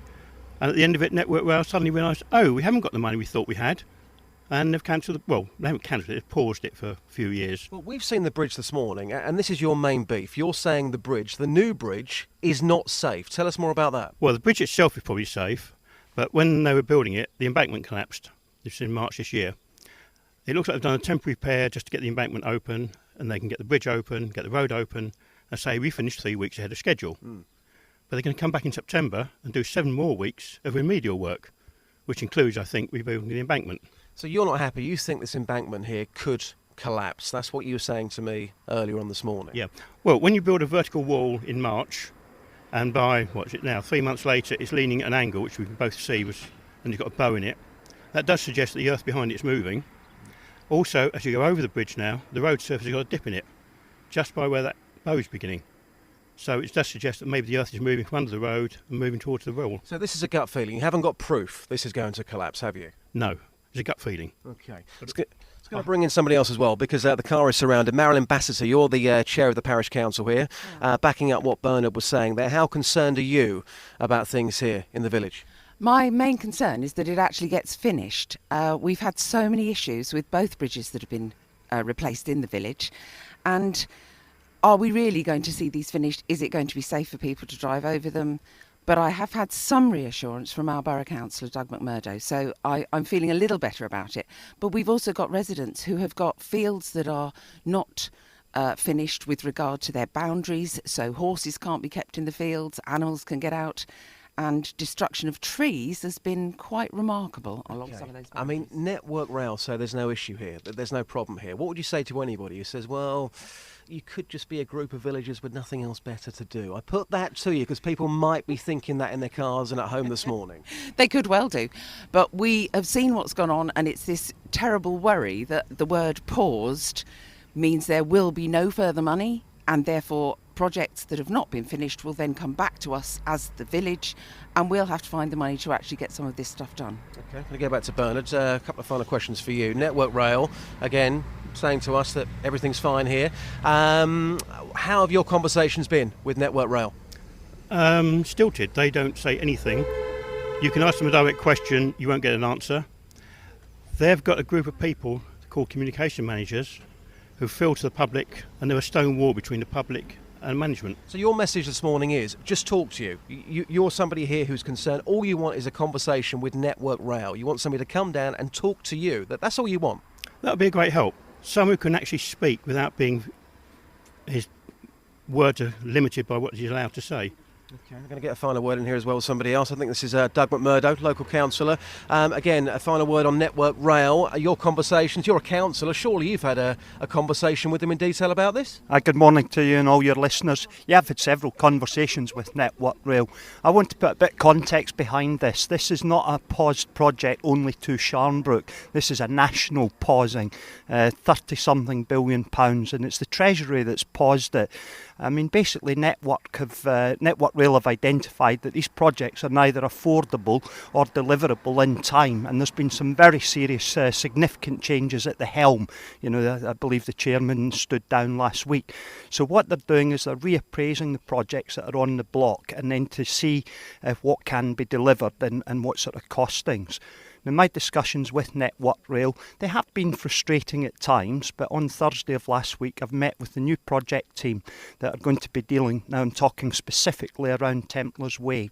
Basically the bridge was delivered over a 6-month period with the surrounding embankments, and sadly only through the final safety audit they actually have identified 3 areas where they need to come back and carry out some remedial work, and that's what's happening now. And I think the chair of the parish council just made mention we have had some reassurances that Templars Way will continue in spite of this pausing of the project. So we will see Templars Way, I am told, by the end of October, all put right and corrected, as Bernard's highlighted some of those areas of weaknesses. Now, with regards to the tree felling, that's related, but it is actually separate. It's a second phasing of the project, and this is where they're putting in the overhead gantries for the electrification. Now, I don't have too much detail on that side of the project, but clearly I will be following that up and working with the contractors who are doing that. But of course, that will be, as we say, paused. Okay, thank you very much indeed for your time and all the people that have turned up this morning. I think the simple solution is here, Ian, that, Yes, that maybe somebody from Network Rail comes down and talks to these people, because you often find, you know, we go out and about all the time across Beds, Herts and Bucks. When you get a car surrounded by local people, you know there's an issue here. Wow. Hopefully Network Rail can actually just come down and do the simple thing, just talk to the local residents. That's all they want. Just talk. Yeah, exactly. That's all they want. Justin, listen, don't speak! Don't say a word. Don't speak. Don't say anything. Shh, I will tell you when you can speak. Here's the thing, Justin. Excellent work there, by the way. This weekend, Catherine called an elderly woman a pig bag. Cow bag. And she wasn't elderly. She was old enough to know better, but she wasn't elderly. She called a woman a cow bag. We're looking for posh swears today, Justin. If you could take that to the streets, that would be great. Now's your turn to speak. Yes, absolutely. I'll do that for you straight away here in the village. Get the village perspective, and I shall report back a bit later on. How's that sound? Dude, guess how many newspapers we've got now in front of me? 1? None. See you later. Ta-ta. Justin Daly. So, if Justin Delay. Nice. Yeah, you like that? If you're listening and you've got a newspaper in front of you, can you ring us up and read it to us, please? Because the newspapers are kind of half of the show, in as much as, A, they give me the confidence that I can go off on a tangent, because if I deduce that the tangent isn't working or is going nowhere, I can go, but yeah, on page 13 of the Mail, there's this, right? Or there might be some interesting stories in there. We can go, look, page 2 of the Sun, have you seen this? I ain't got nothing. So, if you have a newspaper in front of you, any newspaper, and do you know what? I'm so desperate, it doesn't even have to be today's newspaper. It can be any newspaper from any country, from any day. 03 459 455 555. Does that sound desperate? Because if it does, I am. Travel news for beds, cards and bugs. BBC Three Counties Radio. Well, no reported accidents or incidents this morning, just usual delays on the motorways. M25 anti-clockwise, heavy and slow in patches from the M1 down towards the M40, so that's 21 to 16. M40 is very heavy south towards High Wycombe at junction 4 on the sensors we can see there, and M1's heavy south of Milton Keynes, also delays passing Toddington services. Luton down towards Harpenden, that's very busy, so slow moving from the junction 11 towards 9, approaching Redbourne of course. A1M south of Stevenage at junction Junction 7's heavy, and there are delays south of 3 as well towards the M25. And on to London, the A1 through Boreham Wood is busy from the Holiday Inn down towards Stirling Corner. Trains through the 3 counties are fine. Just a reminder, tubes in London, severe delays on the Victoria line, minor delays on the Metropolitan line from Uxbridge to Rayners Lane. James Worley, BBC 3 Counties Radio. Thank you, James.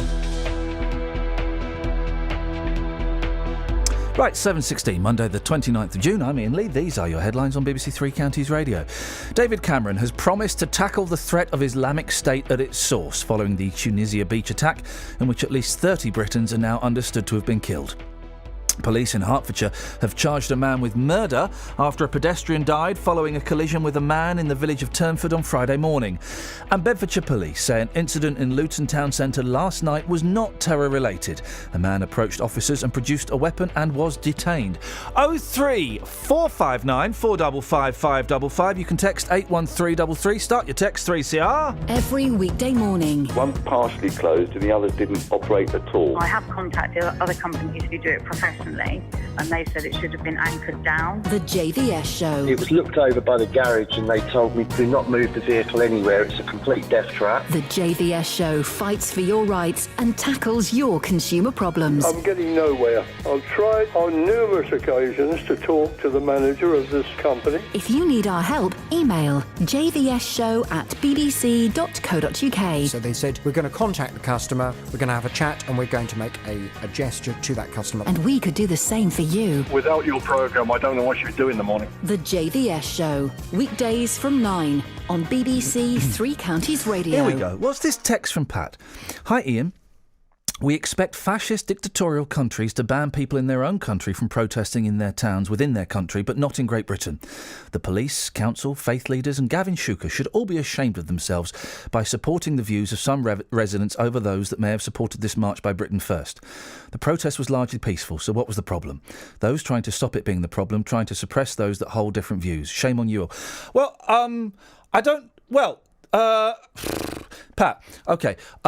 Listen, I support everybody having the freedom to march if they want to. Yeah, of course, it's great that we can do that in this country. But I'm also allowed to say I don't like racists and I don't want racists marching in a town. I'm allowed to say that. And, hey, they marched. Yeah, I'm allowed to say that I don't want racists marching in a town. But I appreciate their freedom to march. It sounds like a contradiction, but if you kind of take it apart, it's not. I don't like racists. I don't like this organisation. I don't like people marching around in places where they know it's going to upset people, carrying crosses and saying they don't want those people living there. I don't like that, and I'm allowed to say that. Now, the reason that the injunction, the police and the council tried to take out an injunction, I have no idea what Gavin Shuker's view was on this situation. The reason why they did it is because Luton is sick and tired of racist organisations coming along where there's, hey, guess what? A really big Muslim community that lives there, stirring it up and doing it at a weekend when there was a celebration of communities and people mixing with each other. They were stirring it up, Pat. That was the thing. They were stirring it up. And guess what? There are a lot of people that don't want racists in their town. That's okay, isn't it? The other thing is that the police say that these two people have got previous for coming in and going above and beyond to stir things up. They talked about them going to a mosque. Yeah. So they shouldn't be ashamed of themselves. I think putting shame on them is saying shame on you all is a big thing. The march happened. But I support. Let me clarify my point. I support the right of people to protest, but also I support the right for people to object to protests, and I object to racists marching through a town simply because they know it's going to stir it up, little darling, stir it up. And that's fine. 03459 455 555. Any other texts? No, that's it so far. Okay. And we've got some. Hang on, we had some tweets, didn't we? Don't know. Yeah, talking about cowbag. Oh, yeah. Darren says, I think cowbag is a European swear word that would make a sailor blush, but it may have been lost in translation. Posh swearing we're talking about, because Catherine abused an old woman by calling her a cowbag. She wasn't old. It's like plebs, isn't it? It's like plebs or cretin. It's just... It's a mild rebuke. Yeah. I remember at primary school... I think cowbag's actually quite affectionate. At primary school, one of the teachers there didn't like him. I think he had a glass eye. He wore short shorts. Oh. And he called me a word at the time I hadn't heard of. And you still don't hear this word said very often. In fact, I looked it up the other day because this incident popped into my head. And it's like really, really, really rude. I'm going to say it to you off mic, okay? Oh. Yeah. I mean, that's a barely disguised, very rude swear word. It's a version of twit, but it's not the one you're thinking of. It's another version of twit. With an O. Oh, well, now you can't say that. Well, you might as well just say every little helps, so we know what store you're talking about, for crying out loud. Anyway, it means something very, very rude. 03459 455 555 is the telephone number if you want to give us a call. We need someone to go through the papers. Any papers from any day, any year, any country. Now, hospitals still haven't... let me just make sure I've got this right, look, because everything's on different screens. Yes. Hospitals still haven't brought in a change to the law on resuscitation a year after a Hertfordshire woman's landmark court case. Janet Tracy from Ware was involved in a car accident in 2011, but because she'd had cancer, doctors decided she shouldn't be resuscitated.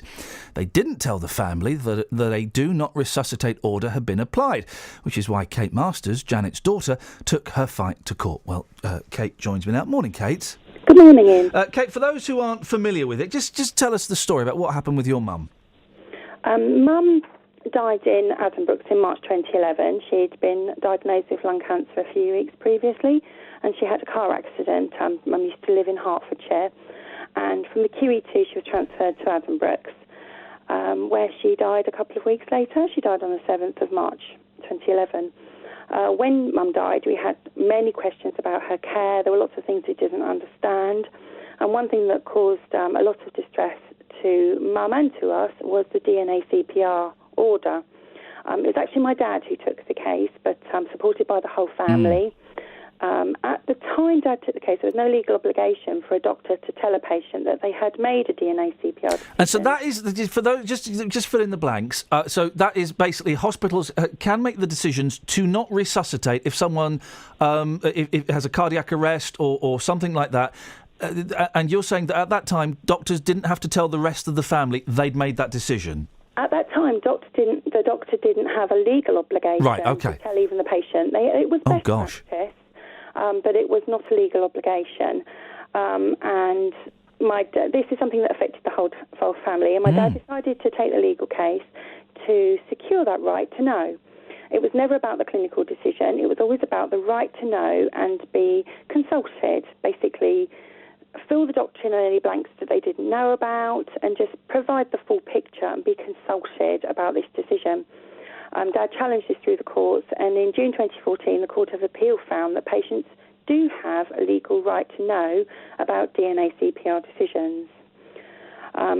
Just as a little bit of background, a DNA CPR order is made by a doctor when he or she thinks that CPR would not work, or if it did, the patient would be left with a poor quality of life.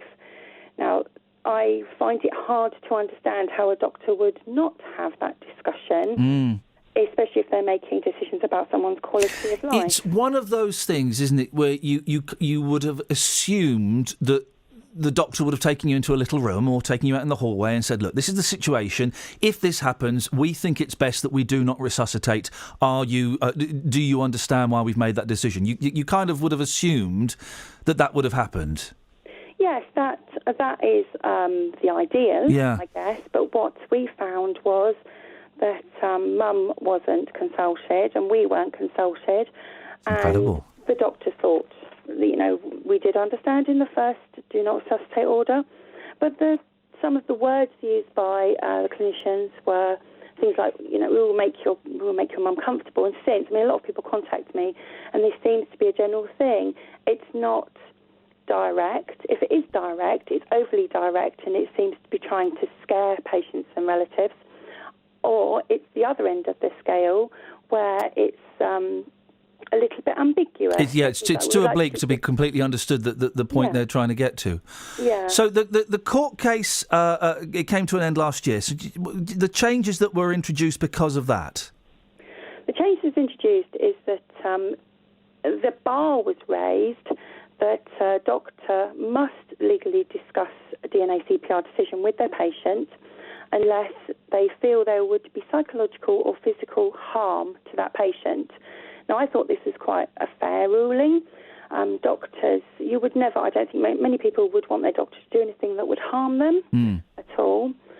But that was basically what happened at the end of the case. The bar was raised from distress. Before, in the guidance, it used to be if you feel it will distress your patient, then you don't really want to do that. But the bar was raised to harm physical or psychological.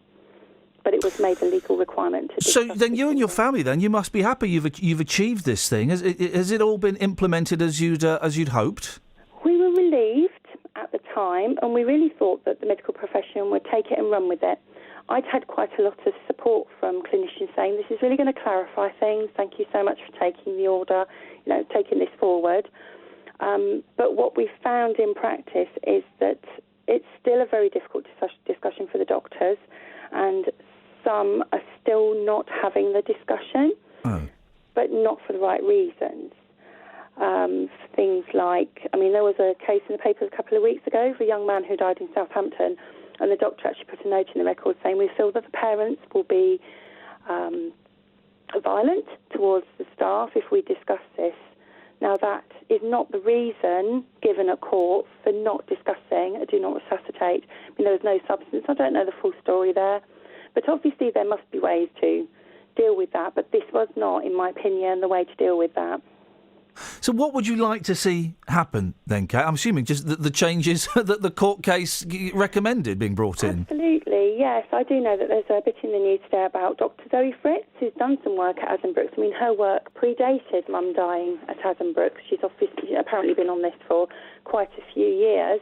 But what I understand is that Dr. Fritz has carried out this work because she was concerned about a DNA CPR, meaning no treatment. Now, I think that still happens in the medical profession, that there's confusion amongst doctors that DNA CPR does mean no treatment. There's a tweet on the BBC Cambridgeshire website today saying that there is evidence that it has, her work, which has been implemented at Addenbrooke's, has helped in these discussions. Well, I'm all for that if we go into hospital and we discuss how we'd like things to go if we deteriorate, I'm all for that. But there is talk of this being rolled out nationally, and I believe without the proper checks and balances, this is a backward move. I have asked questions of Addenbrooke's, and I want to understand how this is working in practice with them, because, as I say, it was presented at court and it was accepted by the court that, this is a good thing. I looked at the leaflet in court and I thought, yes, actually, this would be a good thing in practice. But in practice, if it's not working, then something else has to be done. Kate, listen, I'm really sorry. I have to move on. I'm sorry for your loss, and well done you and your family for all of the hard work. And let's keep our fingers crossed that it eventually gets through, because it's very important what you're trying to achieve. Thank you. That's all that we hope. Thank you, Kate. Take care. Thank you. Bye-bye. There we go. Kate Masters there, talking about her mum and the situation. Right. BBC Three Counties Radio, 03459 455 555 is the telephone number. Let's get some travel. Travel news for beds, cards and bugs. BBC Three Counties Radio. Next thing, the usual rush hour delays really on the motorways. The M25 anti-clockwise slow in patches from 21 down to 16. That's the M1 down to the M40. M1 delays includes 11 to 9, Dunstable to Redbourne, and the A1M's very heavy southbound at Junction 7, Stevenage. It's slow on the M40 south towards Junction 4. That's High Wycombe, of course. Just spotted delays on the A41 from Kings Langley towards the M25 this morning, and really busy into London on the A1 through Boreham Wood. Onto the trains, fine through the three counties, but tubes into London, minor delays on the Metropolitan line, Rayners Lane to Uxbridge, or Uxbridge to Rayners Lane rather, and Victoria Line, that's suffering severe delays this morning. James Worley, BBC Three Counties Radio. Across beds, hearts and bugs. This is BBC Three Counties Radio.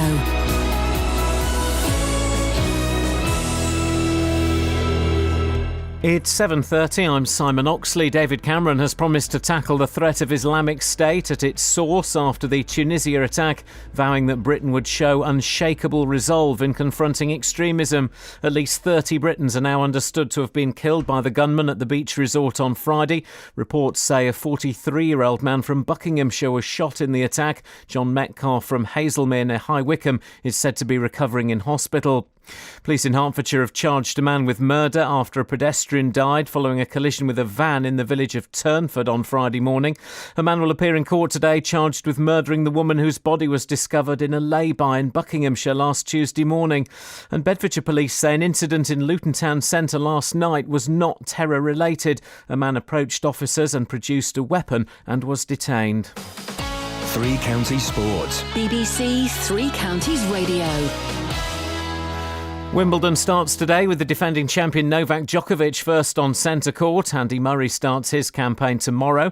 Serena Williams is first on number one court before Britain's Johanna Konta takes on five-time Grand Slam champion Maria Sharapova. Here's Russell Fuller. Neither Djokovic nor Williams has played a competitive match on grass this year. Djokovic opted for a mix of rest and practice after the disappointment of losing the French Open final to Stan Wawrinka, while Williams took to Jack Nicklaus's back garden, which has more than enough room for 3 grass courts. It's the Serb who has by far the tougher challenge against Philip Kohlschreiber, the highest-ranked player not to be seeded. Konta, an Eastbourne quarter-finalist just last week, will be hoping to catch Sharapova cold. And in early evening, the British number one Heather Watson takes on Caroline Garcia of France. In football, Watford transfer target Diego Perotti appears to have turned down a record-breaking £7 million move to the Hornets from Italian side Genoa. Reports in Italy say the Argentinian wants to stay in Italy and move to Napoli, although Genoa say the only firm offer they've received is from Watford. Meanwhile, Watford continue to be linked with 2 players from Inter Milan, plus Roma's Greek international defender Jose Jolibas. And former Manchester United and England player Phil Neville is in talks with Valencia about becoming their assistant manager. In cricket, Australia continued their preparations for the Ashes series by beating Kent. The Aussies victorious by 255 runs at Canterbury. BBC Three Counties News and Sport. The next full bulletin is at 8. Local and vocal across Beds, Herts and Bucks. This is... Thank you, Simon. BBC Okay, Three Counties Radio. So, no newspapers at all whatsoever, guys. If you've got... This is a genuine plea, OK? This isn't me doing a little piece. This is genuine, right? If you have a newspaper in your house, in your car, in your garage, in your shed, it doesn't matter if it's not today's. It can be yesterday's or last week's or from 1963. In fact... could you give us a call and just go through the papers? Tell us the headlines, the front page, and maybe a few of the stories. Because this is now I would be going, OK, well, here's a funny story on page 12 of the Daily Mail about how a driver in Yorkshire was choking on a Ginster's pasty and he was saved by George Michael. That's the kind of thing. I haven't got any of that. Got none of that. Did George Michael do that? Well, yeah, probably. Why the hell not? So if you've got a newspaper, guys, please, I'm begging you. What does that mean? What does that text mean at 7:25? Which one? The ain't got nothing. Oh, he's correcting you on your grammar. No, well, helpfully. Oh, jog on, you pillock. You pillock. There's posh swear. Pillock. That's what we're talking. Does that mean something rude, though? I don't know. 03453 009956. If you've got the papers, let's have a look. We're also asking about cinema etiquette. After I went to the pictures yesterday to see the excellent Minions. The music was great, and my boys were singing. It's all 60s music. There was a little bit too much music, and I kind of thought, when they were playing the Who's My Generation as another comedy montage, and it was very funny, I kind of thought, yeah, but you could have written some gags here. You know, yeah, but you're skimping. There's a little bit on content. Is the trouble that the Minions don't talk much? Well, I didn't know they didn't speak English. Well, they don't really. They say banana. Banana. They're not talking. It was funny, but they were just during the trailers. The adverts started, then the trailers started, and I think once you're in trailers, you're in the film. That's the film. That's everybody's shush time. Exactly. And this like 6 parents who'd obviously, were on some sort of trip, brought in 30 kids, and instead of doing all right, girls, you sit over there. Shh. No, I'll get it in a minute. Sit. I will get it. Sit down. Thank you.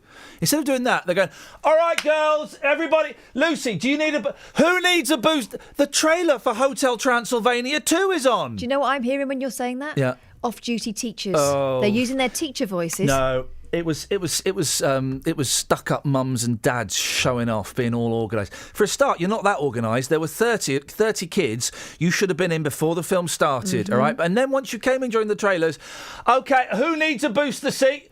Girls, No. Girls, you should have gone before we came in. You organise the boosters and the toilet trips before you go in. Fact. So, cinema etiquette, and Catherine called a woman... A cow bag. A cow bag. Posh swears, please. She was one. She was, I'm not sorry. Oh, here we go. Who's that idiot? Oh, it's Alan Winter. Jog on, mate. 034... Does he like me now or not? I don't know.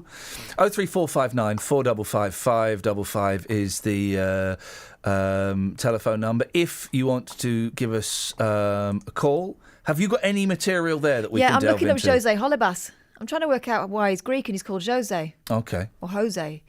He's also known as Iosif Sholevas. Oh, blimey, isn't that interesting? He's a Greek professional footballer who plays for Roma and Greek national team. Okay. His father, Achilles, is a Greek from Trikala. Achilles. And his mother, Lois, of Uruguayan descent. Ah, that's why he's got a foreign name. That's that sorted. Don't you listen? We've got enough dull stories this morning as it is. You don't need to add to them by talking about someone who's the problem. The problem with Achilles, his Achilles heel, if you will, was his heel. Yeah, didn't dip it, did she? What? Okay, right. Okay, you get that. It could be a phone call. Pillock means willy originally. Now, Oxford Dictionary says it's a term for stupid person. Rebecca. An idiot or a cowbag.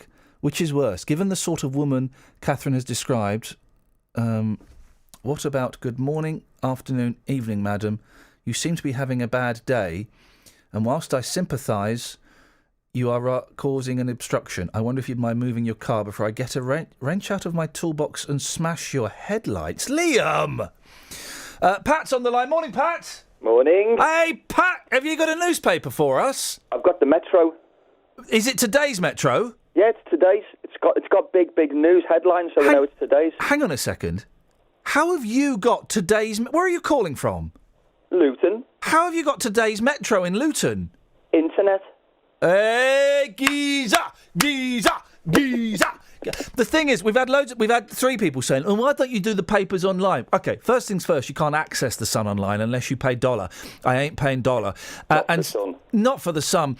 And secondly, I've looked online, and you don't get the geography of the newspaper. I don't know where they hide the stories that I would like online. I was looking at the Daily Mail online. I can't find nothing.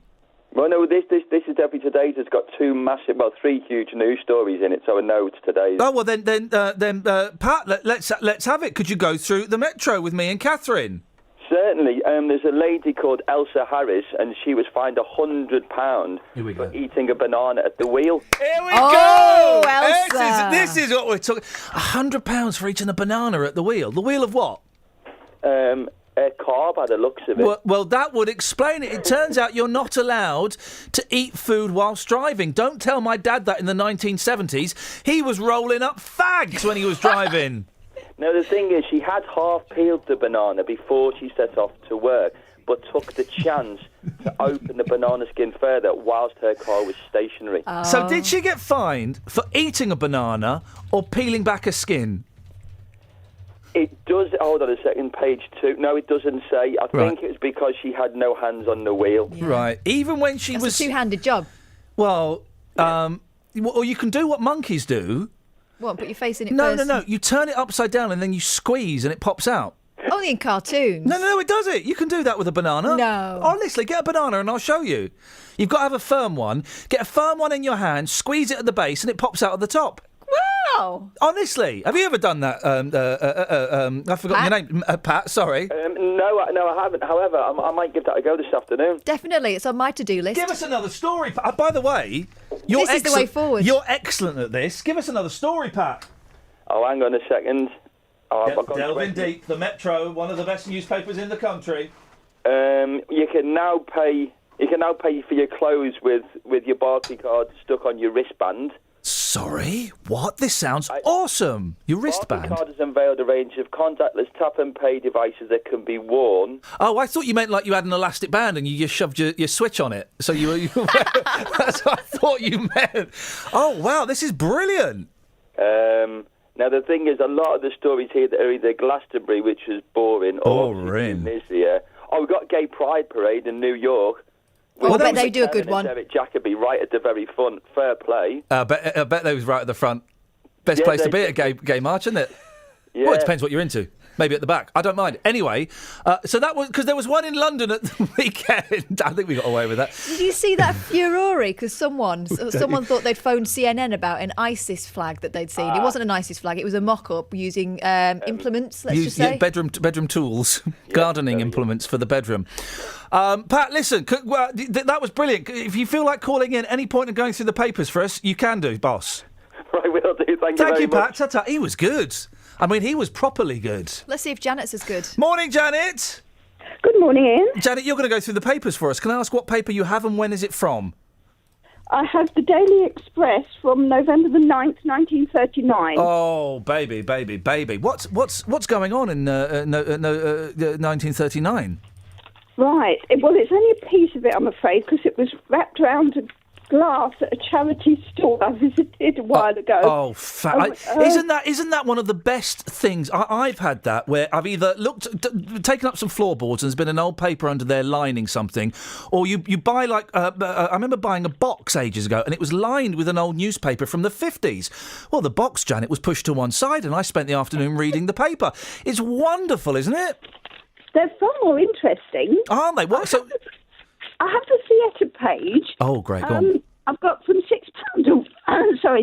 a week to 1,000 in 4 years. Yes. The week the war broke out, Carroll Levis sailed home to Canada. His reasons were twofold.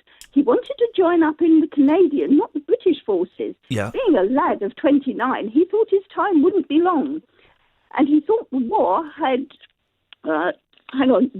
locked low with a hatchet the flourishing tree of his career over here. 1 second, Janet. What was that? You see. Janet, what was that phrase about the hatchet? Locked low. Locked low with a hatchet? Yes. Oh, I'm having that. Tree of his I'm having that. Oh, I've been locked low with a hatchet this morning. I feel terrible. What a great turn of phrase. Are there, Janet, I know you only have a small piece. Are there any adverts or anything like that on your scrap of paper? I have an advert for Lifebuoy soap. I'm in. Go on. Right, it's strenuous days like these. There's nothing more refreshing and invigorating than that regular bath with the Lifebuoy toilet soap. And there's a man with a moustache toweling his face. We presume he's washed the rest of himself. And sorry, is the first line on days like these? Yes.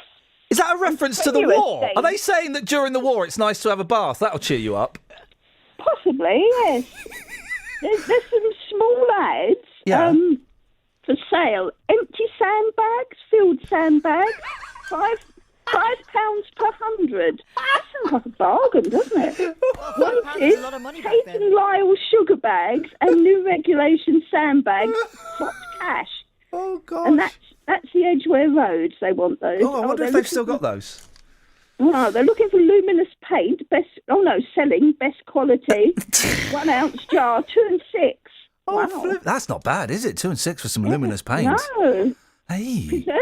Preserve your sandbags by spraying with Covex liquid bitumen before rot sets in. That's a handy tip. You must remember that one. Thank you, Janet. It's cheap and effective, and it comes in different colours: black, green, red, or brown. Oh, Janet, weren't the night? Obviously, apart from the war, weren't they a more carefree time? Well, yes, it seemed like it was a laugh a minute, didn't it, back then? Janet, listen, call again. I love that. If you find any more newspapers, do give us a call back, won't you? Well, I have the sketch for the previous year, a piece of that. Oh, go on, let's have a bit from the sketch from 1938. Right. 39, actually. Oh, 39, okay. Right, hang on. Oh, no, hang on. I've got the names wrong. It's the year up. Oh, she's been making it up the whole time, Janet. No, naughty. This is the year after. Right. This is the year. We have a picture of Mr. Chamberlain smiling. Yeah, he would be, wouldn't he? And Cheryl's Land on Seaside Hotel. Oh. During heavy gunfire at sea, a shell struck the Tower Hotel Goulet in East Lothian on Monday. Oh, flipping it lodged on a windowsill, bringing down a lot of masonries. No injuries were reported. Other shells went over the town and landed near a golf course. Yeah, near a golf course. You can't get us, Hitler. You can bomb as many of our golf courses as you want, Hitler, but you cannot beat the East Lothian spirit. Janet, I've got to move on. That was absolutely wonderful. We'll have Janet again. Give us more from that tomorrow if you can. Wonderful. 03459 455 555. Let's get the travel. Travel news for beds, cards and bugs. BBC Three Counties Radio. And the M1's queuing southbound 15 to 14 on the sensors, really slowed down towards Milton Keynes, and delays also 12 to 9 now, Flitwick towards the Redbourne turn-off. As for the M40, slow towards London between 5 and 4, Stoke and Church to High Wycombe. Busy out of London on the A40 up towards the M25. Into London, the A40 is very heavy in patches, as normal for a Monday morning, I would say, east of Ickenham all the way down towards Gypsy Corner in Acton. And the A1M delays, including southbound heading south of Stevenage towards the Nebworth turn. The A1's busy through Boreham Wood. M25 Monday morning anti-clockwise delays from 21 to 16. That's the M1 all the way round to the M40. Just spotted actually A404 southbound passing Marlow. Usual delays down towards the Bisham roundabout. And trains, well, Great Northern delays into Moorgate at the moment as there are problems with the signals just south of Drayton Park. James Worley, BBC Three Counties Radio. Oh, I've been knocked low with a hatchet. Timber! Timber! Timber! Thank you, James. Thank you, Janet. Thank you, Pat. Excellent stuff, you guys. You are now our unofficial newspaper correspondent. Wear that badge with pride. There's no actual badge. Where are we? 7:47. Weather coming up in a second, but right now these are your headlines on BBC Three Counties Radio. David Cameron has promised to tackle the threat of Islamic State at its source following the Tunisia beach attack, in which at least 30 Britons are now understood to have been killed. Police in Hertfordshire have charged a man with murder after a pedestrian died following a collision with a van in the village of Turnford on Friday morning. And Bedfordshire Police say an incident in Luton Town Centre last night was not terror-related. A man approached officers and produced a weapon and was detained. Let's get the weather. Here's Kate. Beds, Herts and Bucks weather. BBC Three Counties Radio. Good morning. It's going to be a beautiful day and a very warm week indeed, becoming quite uncomfortable by midweek. Now, for today, plenty of sunshine this morning, but we're already seeing a little bit of cloud working its way in towards parts, perhaps, of Bedfordshire and Buckinghamshire. It's coming from the west, some high cloud, and turning the sunshine a little hazy really throughout much of the day. But the temperature's set to rise. It's going to be quite a warm day. We're looking at a maximum of 25 Celsius. Sunsets at 21, 25. It's a dry evening, some sunshine before the sun sets this evening, but then overnight dry and clear. Temperatures dropping down to 11 in the countryside, but by the end of the night things are likely to feel a little more humid, so around 14 or 15 by dawn tomorrow morning. Sunrise is at 04:46. It's looking like a very warm day tomorrow. Some warm air pushing its way up from France, dry air, so barely any cloud, lots of blue sky, lots of sunshine. Temperatures up to 29 Celsius, and that's your forecast. Enjoy life. Great text coming up, guys, from someone who's, they've not put their name. Every weekday from 3. Local stories. People in Watford are being urged to celebrate their local heroes by creating a postcard in their honour. In other local news, rugby fans are being warned to watch out for fake World Cup tickets. Roberto Peroni. Now, a metal detectorist has discovered an archaeological find in a field near Royston in Hertfordshire. Taxi drivers in Luton are demanding to be allowed to drive in bus lanes at all times. There is to be a new station at the Leighton Buzzard Narrow Gauge Railway. Roberto Peroni. Weekdays from 3 on BBC Three Counties Radio. Yes, the Bare Naked Ladies have tweeted me. They're going to come on the show soon. Oh, I like them. They're coming on the show soon. I've interviewed them twice, and once, it was when Stephen Page was in them, and once as they left, I overheard them, it was Stephen Page and the drummer, and I heard them saying, why do we have to come all the way to England to get the two best interviews we'd ever done? First one was Danny Baker, second one was mine. Then the next time I interviewed them, they enjoyed it so much, they said, are you coming to any of the gigs? I said, yeah, I'm going to come and see you in Cambridge. And they said, oh, OK. Any songs you fancy us doing? I said, what? Any songs? And they're one of those bands that you throw a song at them and they'll be able to busk it, and they'll. I said, "What, any of your songs?" He said, "Yeah." "What, any of them?" I said, "Yeah." He said, "Yeah." I said, "All right then. All right, Popcorn." They went, "What? You want us to play Popcorn?" He said, "Yeah. Can you? You said any song. Can you please play your song, Popcorn, for me?" And they went, "Oh, it's a bit tricky, but all right, we'll have a little go." So I then went to Cambridge to see them, and here's the thing with bands that come from America, right? I'd always go and see them in London. Well, they're from Canada, but bands from abroad, you always going to say, no, go out of town, go to Cambridge, go to Brighton, because they play like much smaller places. They play really tiny little places. So go and see them there. So anyway, we're watching the show, and they said, well, just to say, we had a really great interview recently with a guy called Iain. Iain, are you here? Anyway, he asked us for a song, and well, this is it. And then they played this. Mama put the popcorn kernels in the pot.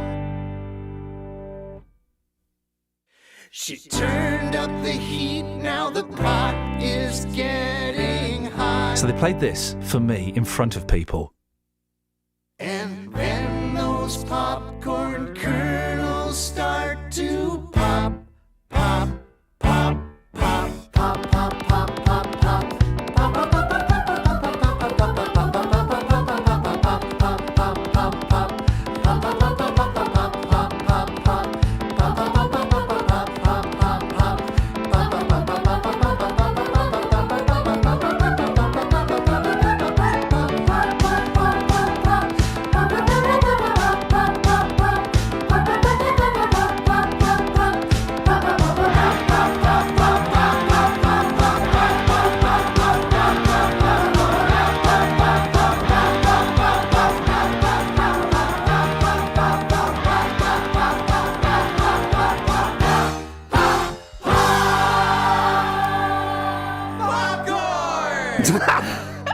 They played that for me in front of actual people. I hope the whole room of grown-ups went nuts. They went nuts for it, and they've just tweeted me saying we'd love to come on the show again. So let's make it happen.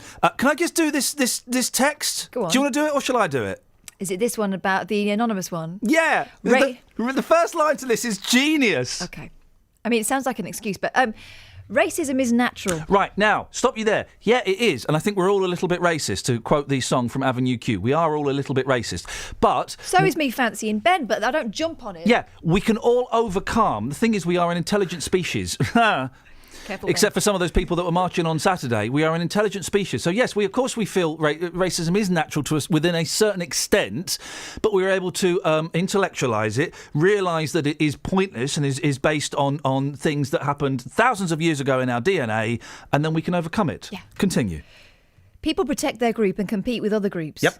The government have affirmative action policies that are racist, Iain. I would kind of. Short answer, I'd agree. Long answer's a bit more complicated. Continue. If you're crazy enough to want your children to grow up in a Muslim environment... Didn't say this that. escalated, Didn't say that. Yeah, carry on. Just go and live in a Muslim country. Take a couple of GoPros with you. It would make an interesting documentary. And the name of that texter is... they didn't bother to put their name hang on on a second. or call in. They've sent us a few things in the past, none of which ever have their names on. Hey, guys. Thanks for that. Listen, affirmative action, completely different thing. My short answer is I'm not completely convinced by it. Long answer is a bit more complicated. Why did I say I wanted to go and live in a Muslim country? When did I say that? And yeah, we're all a little bit racist. And isn't that, the majority of us are able to recognise it for what it is and put it to one side. And sometimes it kind of comes up and you go, oh, hang on a minute. There's no need for that. That's something that's programmed into my DNA. I can put that to one side. Some people haven't got the brains to be able to do that, and they give in to the weakness of racism and they take it to the nth degree. I don't like people who are massively racist.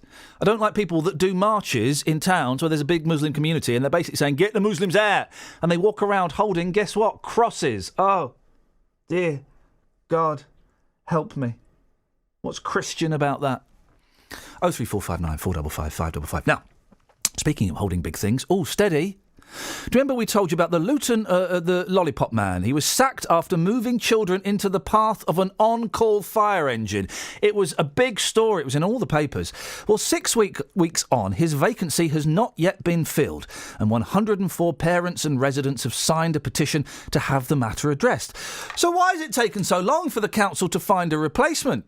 Luton Borough Council told us they're in the process of recruiting for the position and are hopeful of finding a replacement shortly. Well, on the line with me is previous lollipop lady, Jackie Britton. Morning, Jackie! Good morning, good morning. Why has it taken so long, do you think? Well, I think, just going back a few weeks when that lollipop man was finally dismissed, yeah, they put in an advertisement, not for this particular site, but another site, and this time, I think it was probably due to your radio programme when the issue was raised that they haven't got enough standbys to cover for these sites. That was actually addressed in that advertisement. On from then, they actually advertised for the St Ethelbert site, and that part didn't appear in that advertisement. Oh. That's the only time I've ever seen that put on an advertisement.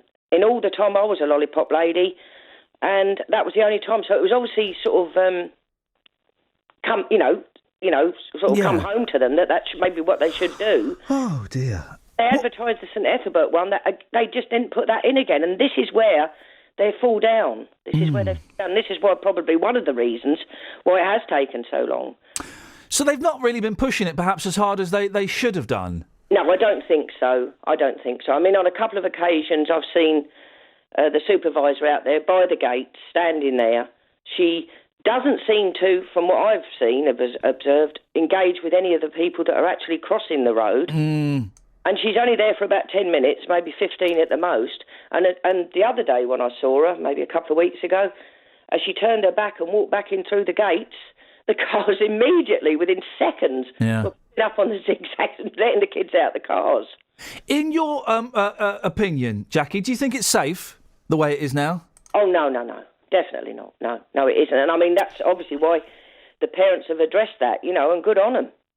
That they've... But what a shame that they've had to get together, I think it was 104 signatures, to present it to the council. And then, I mean, obviously, they could go out there and reassure the parents. They maybe could hand out letters and say, look, we really are working as hard and as fast as we can, but it's taking time.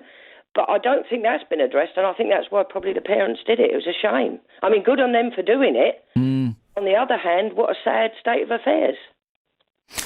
Jackie, listen, you are our eyes and our ears in that area. Could you let us know if there's any development? If maybe, I don't know, maybe one day you look out of the window and you see a gentleman or indeed a lady with a giant lollipop and a long white coat standing in the middle of the road. Could you tell us? I will, my love. Jackie, you're a good sport. Thank you very much. Take care. OK, dear. Bye-bye. Ta-ta, there we go. Isn't she a nice lady? See, we're nice people we get on the show. From time to time, we sometimes get completely enough to plums. If you were listening an hour ago, you'll know exactly to whom I refer. 03459 455 555 is the telephone number. If you want to give us a call, we're still looking. Still no papers. Don't matter. We've found a way to plug the gap. It's you. If you've got a paper, it can be from anywhere.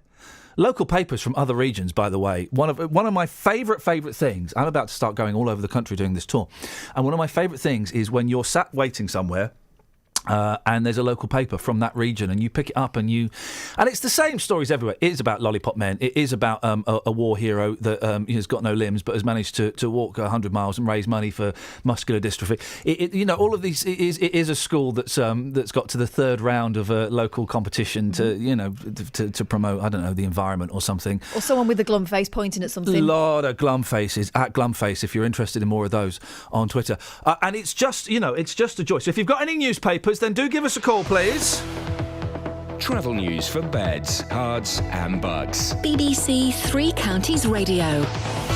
Slow moving into Bedford on the A6. It's all because of the bypass works on Paula Radcliffe Way. So slow moving down towards Shakespeare Road. Also looking very heavy heading in on the Bromham Road. I've just spotted out from the Bromham side into Bedford this morning. As for the A10 at Cheshunt, southbound delays from the River Trading Estate down towards the M25. And on the A1M, delay southbound at Junction 8 and also just after Junction 3 on the sensors. Anti-clockwise M25 really heavy, 21 round towards 16. Great Northern half-hour delays into Moorgate this morning because of signalling problems. James Worley, BBC Three Counties Radio. Thank you very much, James. If you've got newspapers, then give us a call. Posh swearing. And what gets your goat in the cinema, please? 03 459 455 555. Local and vocal across beds, hearts and bucks. This is BBC Three Counties Radio.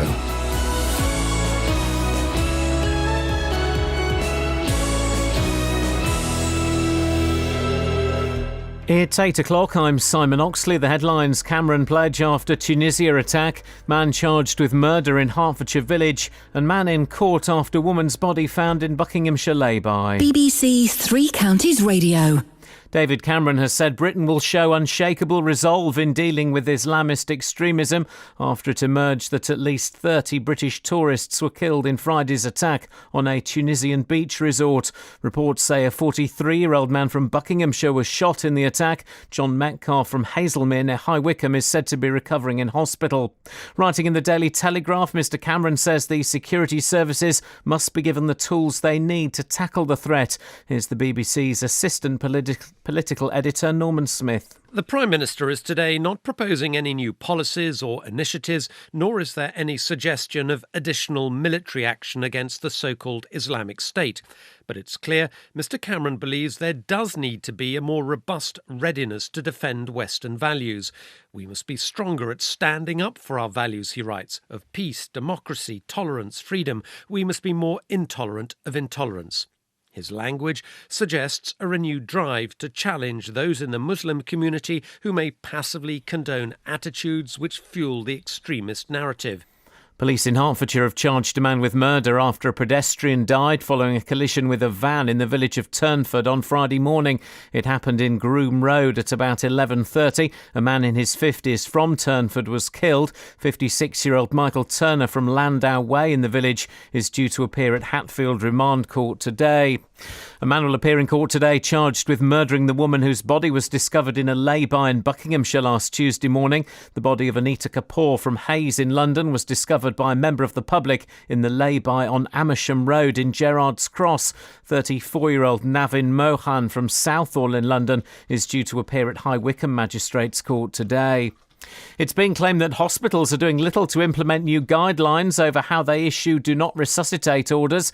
It follows the case of a woman from Hertfordshire who was placed on a DNAR without her or her family being told. More from Jane Killick. Janet Tracy from Ware was taken to Addenbrooke's Hospital after a car crash in 2011. But because she'd been previously diagnosed with cancer, doctors decided without her family's consent that she shouldn't be resuscitated. A year ago, it became law for patients to be consulted about end-of-life care, but her family says hospitals still aren't doing enough.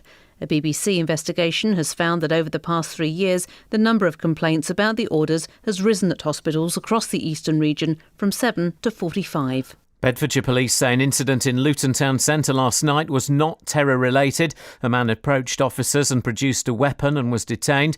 Police had been called at 7:50pm to reports of violence in St George's Square. A number of men were arrested. The man who approached police was not connected to the original incident. Banks in Greece will remain shut until next Monday because of the financial turmoil that's threatening to force the country out of the euro. The Greek people will be limited to daily withdrawals from cash machines of up to €60 or just over £40. In sport, Wimbledon starts today with defending champion Novak Djokovic first on centre court. The weather dry and sunny, a maximum temperature 25 degrees Celsius. And you can get the latest news and sport online at bbc.co.uk/3 counties. Thank you, Simon. More from Simon in half an hour. Another hour of this nonsense. Sorry, guys. Iain Lee, BBC Three Counties Radio. 03 459 455 555. Posh swearing, cinema etiquette, and we ain't got no papers. We ain't got no fort control. If you've got one, could you give us a call, please? 03 459 455 555. Across beds, hearts and bucks. This is BBC Three Counties I'm Radio. going to write on your board. Can I come in and write on your board? Yeah, what are you going to write on your board? Read to us. Hang on. Okay. We've got with the whiteboard is empty as well. So if you wish to come and add stuff to the whiteboard, then you can. I've just ordered the new Bare Naked Ladies album. Oh yeah. So much for me trying to save money. What's it called? I don't know. Silver Ball or something. I don't know. Why does that matter? Why does that matter? Well, because I might get it. Well, I'll tape it for you. I mean, what? I'm going to make you a mixtape of some of their finest stuff. Will you put all the stickers on it? Yeah, I'll do that and everything. Do you want some posh swear words from Damon? Yeah, go on. He says the epitome of posh swear words that are banned in the House of Commons, include blackguard, coward, git, gutter snipe, hooligan, idiot, liar, pipsqueak, pecksniffian, which sounds filthy, rat, swine, stool pigeon, and traitor. I have no idea what this text from means. Kate means. Yeah, you read it, 'cause maybe I'm missing something. Nor do I. I wonder if there's been a bit of predictive interference here. Good morning, guys. I do agree with Iain, but... And then I think coming should be something else. Where has Britain's values gone? I know Iain will have a go at me for saying what I've said. Well, we would if we could understand it, Kate, from Milton Keynes, who loves the show and is giving us a smiley Well, nice face. for you, Kate. I don't know what you're saying, though. Are you saying that we don't have any British values anymore because there's loads of foreigners over here? Is that what you're saying? Because... I thought tolerance and fair play were part of British values. Yeah, and also... if we were a lazier radio station or a host, we would do. But what does being British mean to you? It's tolerance. It's helping people. It's applauding people who are successful. It's knocking them when they go down as well. I don't know. Thing is, the colour of your next door neighbour, or the religion of the person who lives in 2 streets away, or the food that the people eat, it doesn't impact what happens inside my house and inside my head and inside my loving relationship with my children and my friends. Doesn't have any impact on just the people that live next door to us are of a slightly darker skin than we are. Has no impact. No impact on my Britishness. And isn't it wonderful how the great granddaughter of someone who came over on a boat from Ireland can end up dictating this morning's news that you're getting through your ears? Phil says, Iain, I really don't understand why you keep referring to those who oppose Islam as racist when Islam is a faith. I would ring so you can explain, but I have to start work. If you can respond on air, I can listen again later. Flip it. All right, Phil. We're leaving messages for people now, are we? There is a difference between racism and Islamophobia. I would suggest that those idiots that were marching on Saturday were Islamophobes and racists. Because some of the conversations we had, the conversation we had with Steve was about sending all the foreigners back. So maybe the subtlety has not really fallen on everyone's ears who was marching that day. There is a difference between Islamophobia and racism, correct. Some people can be both. Some people can be one or the other, although generally, mass generalisation, Phil, the majority of people I have spoken to who are Islamophobes, thank you, Shags, are also racist as well. But yes, I acknowledge they are 2 separate things. Thanks for clearing that up. 81333, start your text 3CR. Right, onwards and upwards. Hospitals still haven't brought in a change to the law on resuscitation a year after a Hertfordshire woman's landmark court case. Janet Tracy from Ware was involved in a car accident in 2011, but because she'd had cancer, doctors decided she shouldn't be resuscitated. Well, neither Janet nor her family was told, something her family challenged successfully in court. The right to know is now enshrined in law, but the number of complaints that this is not happening are on the increase. Well, Dr. Gordon Caldwell is a consultant at Worthing Hospital and a campaigner for better end-of-life care. Morning, Gordon. Good morning. How are you? Yeah, good, thank you. I can understand. I've had to have the conversation with my mum and my doctor because she's in kind of care at the moment about resuscitations and whether we'd like a resuscitation or not. Can you explain to the listener, though, please, why doctors and medical staff might consider not resuscitating a patient?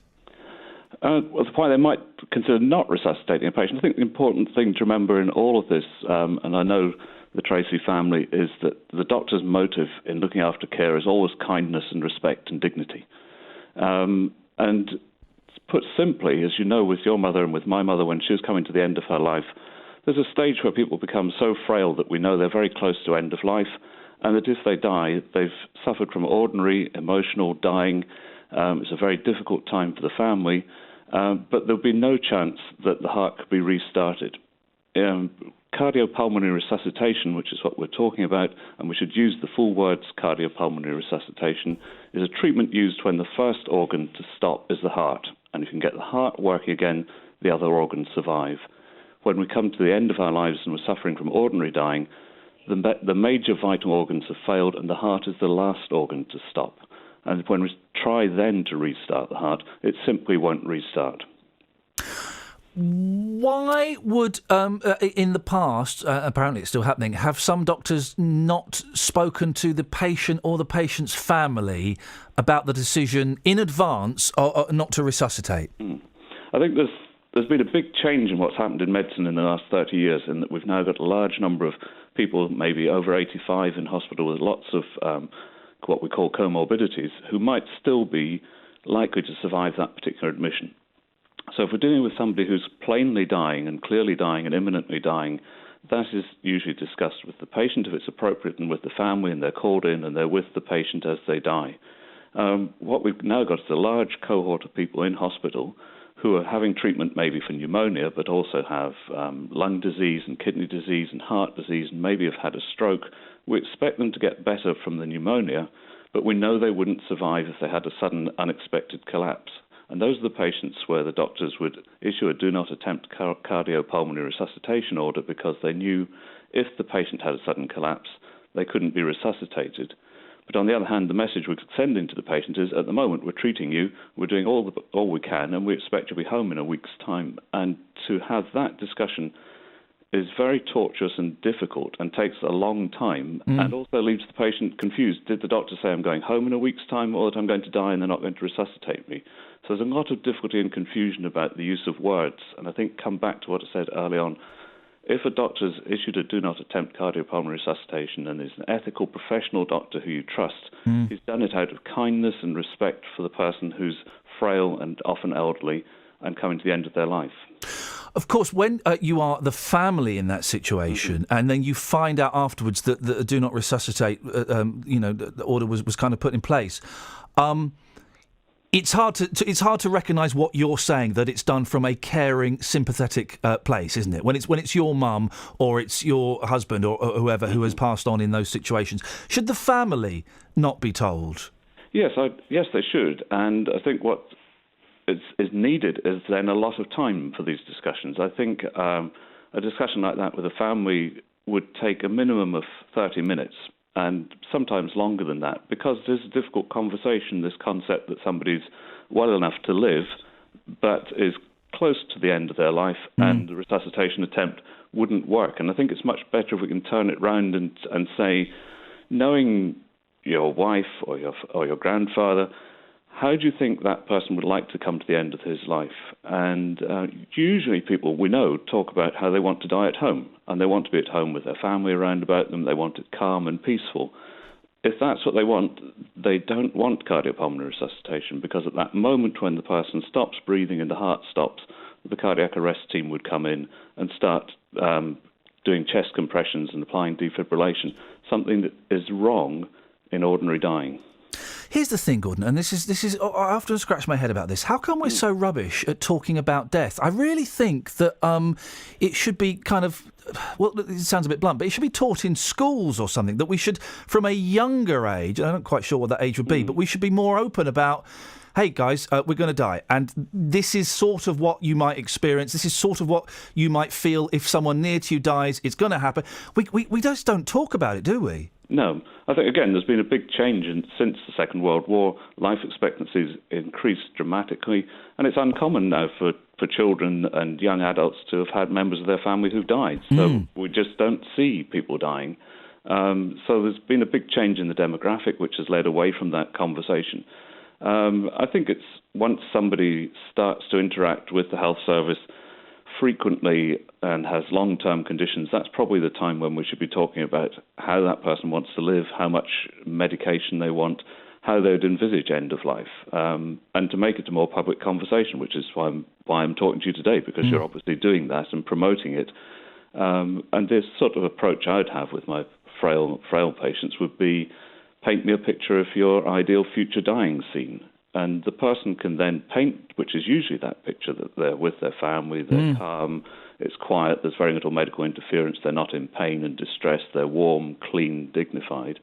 And if the person's painted that, why do we have to bring in this discussion about a treatment that's used for a different condition, which is cardiac arrest, and is very traumatic and is a very undignified way to die, and causes trauma not only to the patient and to the relatives, but to the doctors and nurses who actually wanted to be very kind in that situation and see the person come to a calm end of life.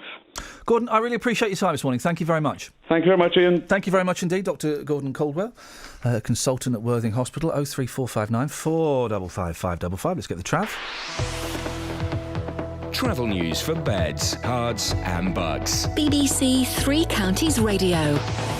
Well, unusual delays on motorways, including the M1 southbound slow-moving 10 to 9. M40 is very heavy south of Junction 5 Stokenchurch towards High Wycombe, and also delays on the M40 out of London up towards the M25. Anti-clockwise M25 slow from just west of the M1 down to 16 the M40. Clockwise appears to be moving fairly well. A1M's very heavy passing Stevenage, slow-moving 8 to 7, and also delays northbound actually just spotted passing Welling on the A1M. Trains into Moorgate in London, Great Northern just been suspended, Finsbury Park to Moorgate. Some trains from Letchworth and Welwyn Garden City will either stop at Finsbury Park or be amended, we're being told. So problems into Moorgate this morning. James Worley, BBC Three Counties Radio. Thank you, James. It is Monday, the 29th of June. You all right, love? Just bashed myself in the face. Okay. Do you want me to stop? I can stop this. What happened? I'm okay. What did you? What? I whacked myself in the nose with my headphones. Why? Very hard. Why did you do that? Well, I wasn't trying to do it. I was trying to untangle them. How did you do it? Well, I don't know. I was just trying to untangle them, and it whacked into my face. How long have you been in this business? And how long have you been turning up drunk enough to whack yourself in the face with headphones? Can I continue? Please do. Thank you. David Cameron has promised to tackle the threat of Islamic State at its source following the Tunisia beach attack in which at least 30 Britons are now understood to have been killed. Police in Hertfordshire have charged a man with murder after a pedestrian died following a collision with a van in the village of Turnford on Friday morning. And Bedfordshire police say an incident in Luton town centre last night was not terror-related. A man approached officers and produced a weapon and was detained. Well, now hang on a second. Travel. Oh, flipping it. How did... Oh, flipping. No crossfade. How did that happen? There should have been a trail there. Is that my fault? Yeah. Yeah, why not? Why not? Okay. We'll take that one. Okay, sorry. I'll consider your apology and I'll let you know in an email later on if I accept it or not. Okay. Thank you. Wagwan? Sorry? Wagwan? Wappen? What? What's going on? What happened? Oh. When? It's just like it's just like saying, you all right? Oh, yes. Good weekend? Yes, very nice, thank you. You? Yeah, I'm fine. Are you high? No, I just speak English. And whack yourself in the face with headphones like like a plum. Good morning, sir. What's on your show this morning? Coming up on the big phone in this morning from 9, I'm going to be asking, do you think it's time we sent British troops to fight ISIS? After more than 30 British people were massacred on a beach in Tunisia, David Cameron has warned the whole of Europe is at risk of attack from lone wolf extremists. Writing in The Telegraph, he calls for a hardline approach towards tackling extremist Islam and for British people to stand up for peace, democracy, tolerance and freedom.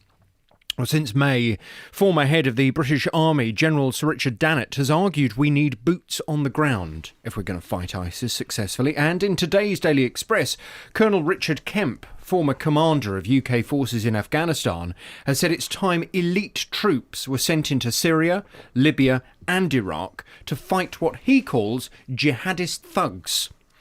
Well, from 9 this morning, I want your reaction to this. Do you think it's time we sent British troops to fight ISIS?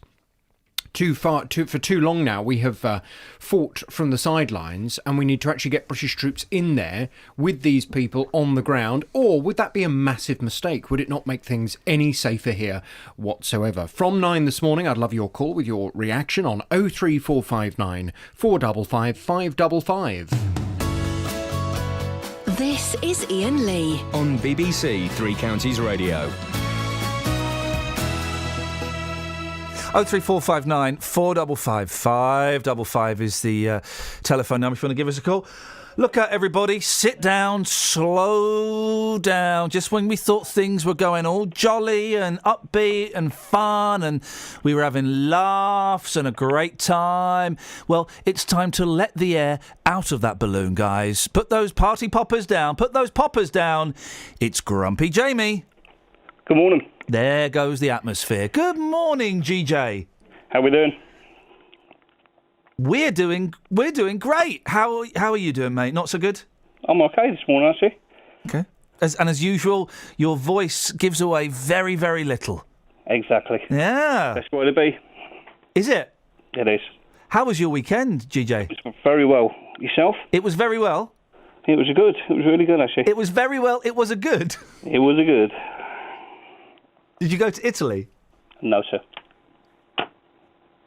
I went to a beautiful place called Skegness.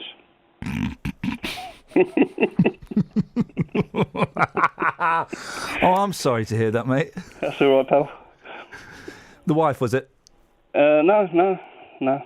You went of your own accord? I did, yeah. Okay. I mean, Jamaica. No, hang on. So what have you called in for, Grumpy? I've got something good out the paper for you, which I think's good anyway. Okay. It's called a... Is it jolly? It is. Is it going to make us chuckle? I hope so. Go on, then. Let's have a listen. This sounds good, doesn't it? Tap and pay wristband. Sorry? That's what they call a tap and pay wristband. Obviously, for your kids that want to go out and spend some of your money. Yeah, you get a wristband. Cash. It goes on this wristband. It's like contactless. From Barclays, yeah? Yeah. Which is being released this week. Do you want to tell him? You tell him, Kath. You tell him. You're better at this kind of stuff. Jamie, that was good. How long you been listening for this morning, Jamie? Not too long, actually. Well- Keep getting disturbed by phone calls. From whom? Employees. Oh, sack those 'em. guys. Sack 'em off. Sack 'em off. Would love to. Yeah, do it. Sack 'em. You're the boss. Not going to happen, is it? Why? Because it's not going to happen. If you get rid of them, then I have to do more work. Well, then hire someone you like. Try and find someone you like. Hire someone sexy.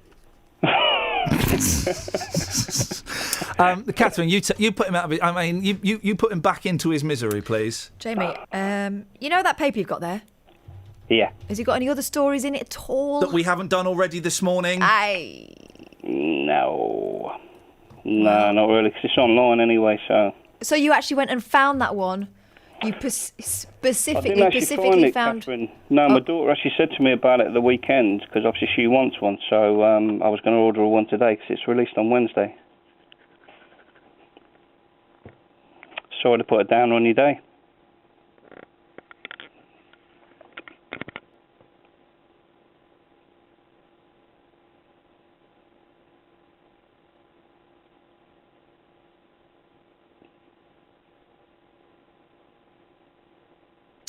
Thanks for calling. Bye-bye. Local and vocal across beds, hearts and bucks. This is Iain Lee. BBC Three Counties Radio. Oh, man. I mean, Orquado. That's the very D of, isn't is. it? The very The D of A. of. Unbelievable. If you've got a newspaper with a story in that we haven't done before, bearing in mind, right, it can be a newspaper from any country, from any time, right? Jamie. What are the odds of him picking the same, literally an almost infinite number. What a stupid thing to say, but I'm going to say it. There's literally almost an infinite number of stories he could have gone for, and he went for the same one as Scouse Pat. He literally did. He literally did. Any texters? Yes, Kate's back. Is Kate the good one or the bad one? Well, we don't know yet. Okay. We still need to make up our minds on Kate, do we? Kate says, I'm mixed race myself, and I'm having to edit this because I can't read your spelling. I think sometimes your phone is interfering and sometimes it's your thumbs. I'm mixed race myself. It's about how many people that's coming into the country, and people should not kill or boom anyone. No one should boom anybody, unless they've asked to be bombed. A boom? I'm not being funny, but we should help people out in our own country before helping out anyone else. Kate from Milton. But the thing is, Kate, the people doing the bombing are actually British. Yeah, sometimes it's a boom. One of my I was listening to a really lazy phone-in on another radio station at the weekend. It was LBC. And it was terrible. It was someone whose family had been immigrants. Yeah. Phoning in to complain about the number of immigrants. And it makes me laugh so much when someone who has benefited from immigration, because either they've immigrated or their parents have, saying, yeah, well, we don't want any more. Sorry? Yeah, well, we don't want these immigrants. My mum and dad, it was great that, but we don't want those ones. Why? Why? If your life is based on immigration, the success of your life goes back to you or your parents immigrating, well then how can you say, yeah, but we don't want any more, we're full up now, or those ones are different? It's like, I have a real problem. There is a turmoil within me. Okay, this is going to sound like it's not connected, and it kind of isn't, but it highlights the dichotomy within me. I have a real problem with the government selling off council properties. Okay, yeah. I kind of think it's sort of wrong, but in 1984, my parents bought their council house. No, 1981, I think. My parents bought their council house, and we sold it 3 years later, and were able to.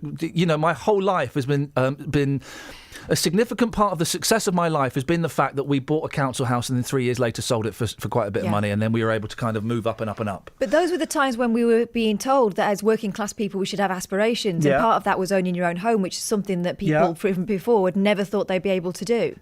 But I struggle with the argument that we should sell council houses.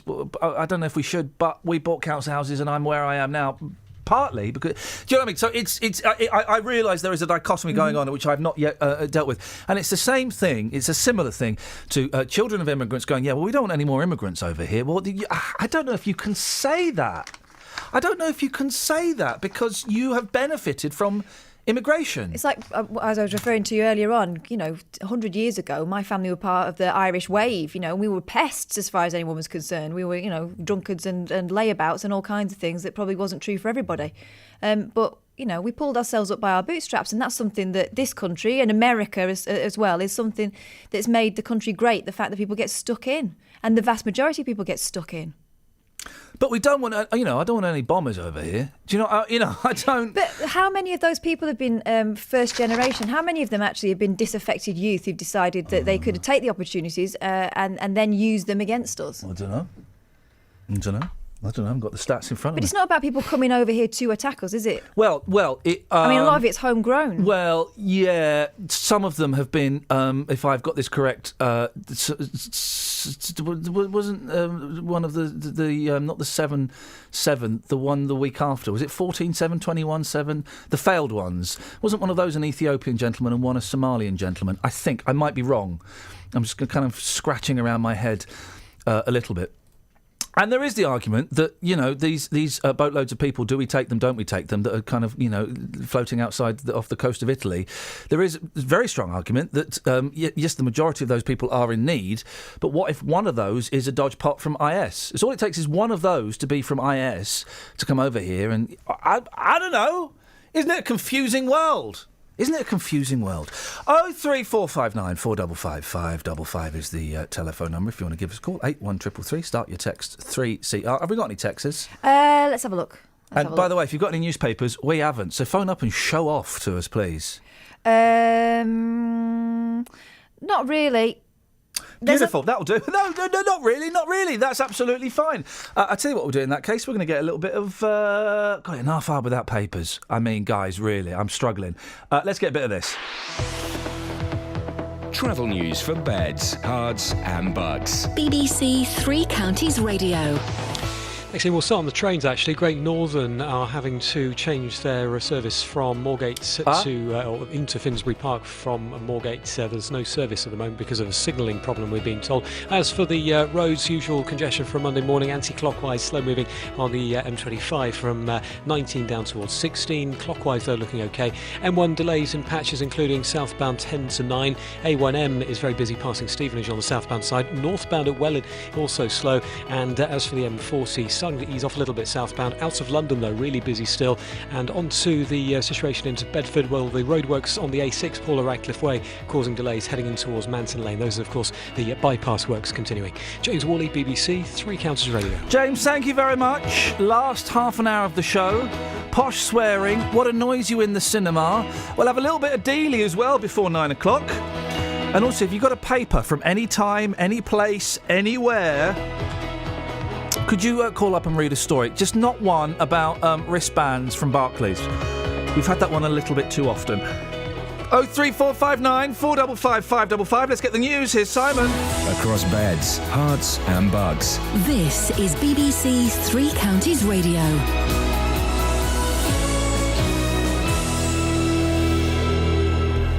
It's 8:30. The headlines. David Cameron has said Britain will show unshakable resolve in dealing with Islamic State after it emerged that at least 30 British tourists were killed in Friday's attack on a Tunisian beach resort. Reports say a 43-year-old man from Buckinghamshire was shot in the attack. John Metcalfe from Hazelmere near High Wycombe is said to be recovering in hospital. Writing in the Daily Telegraph, Mr Cameron says the security services must be given the tools they need to tackle the threat.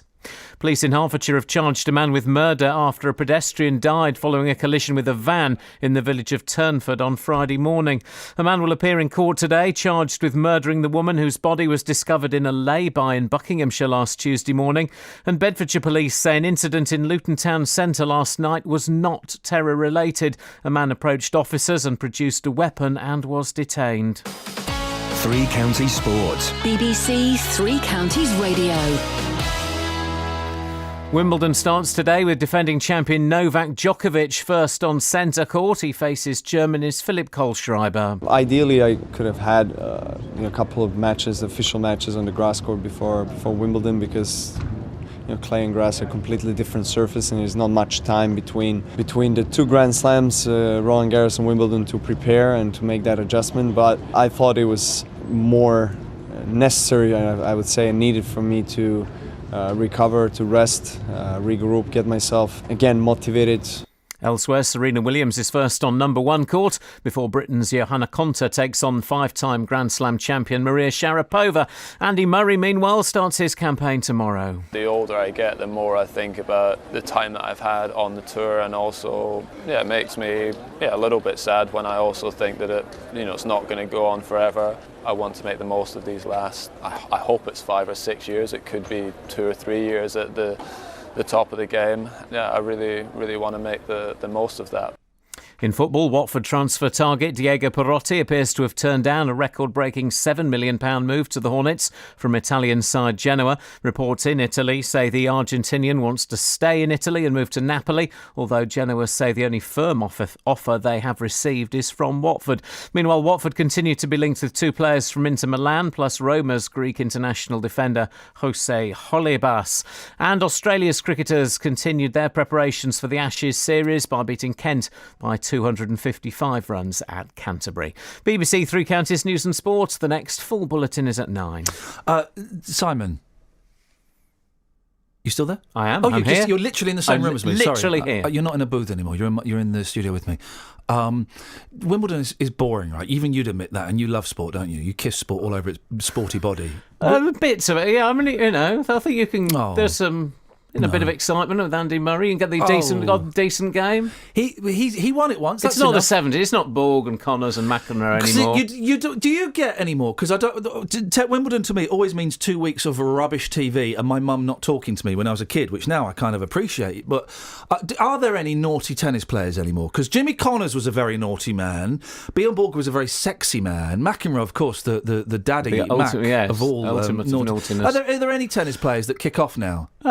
Not in that way, no. Flip it. No, afraid not. I bet sometimes they wear, they're supposed to wear all white, aren't they? About as naughty as they get now is a few bit of blue or a bit of red on the white shirt. But that's the extent of naughtiness, I think. And this Hawkeye guy, who is this?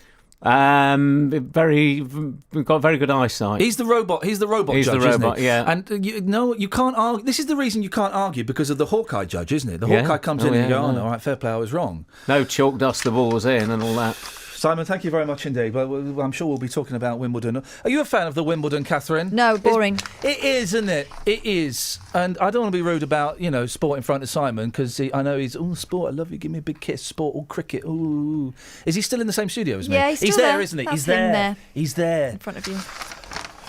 I'll wait for him to go. I'm sure sport is fun to play Just for wait some for him to go, people. 'cause this is awkward. I love sport. It's so good. I love really sport. enjoy I really it. want to just touch its bottom. So good. I'm here now, though. He's out there. Enjoy it very much I indeed. love sport. Oh, let me hold sport's hand. I I'm want going to to go go in to there America and marry sport.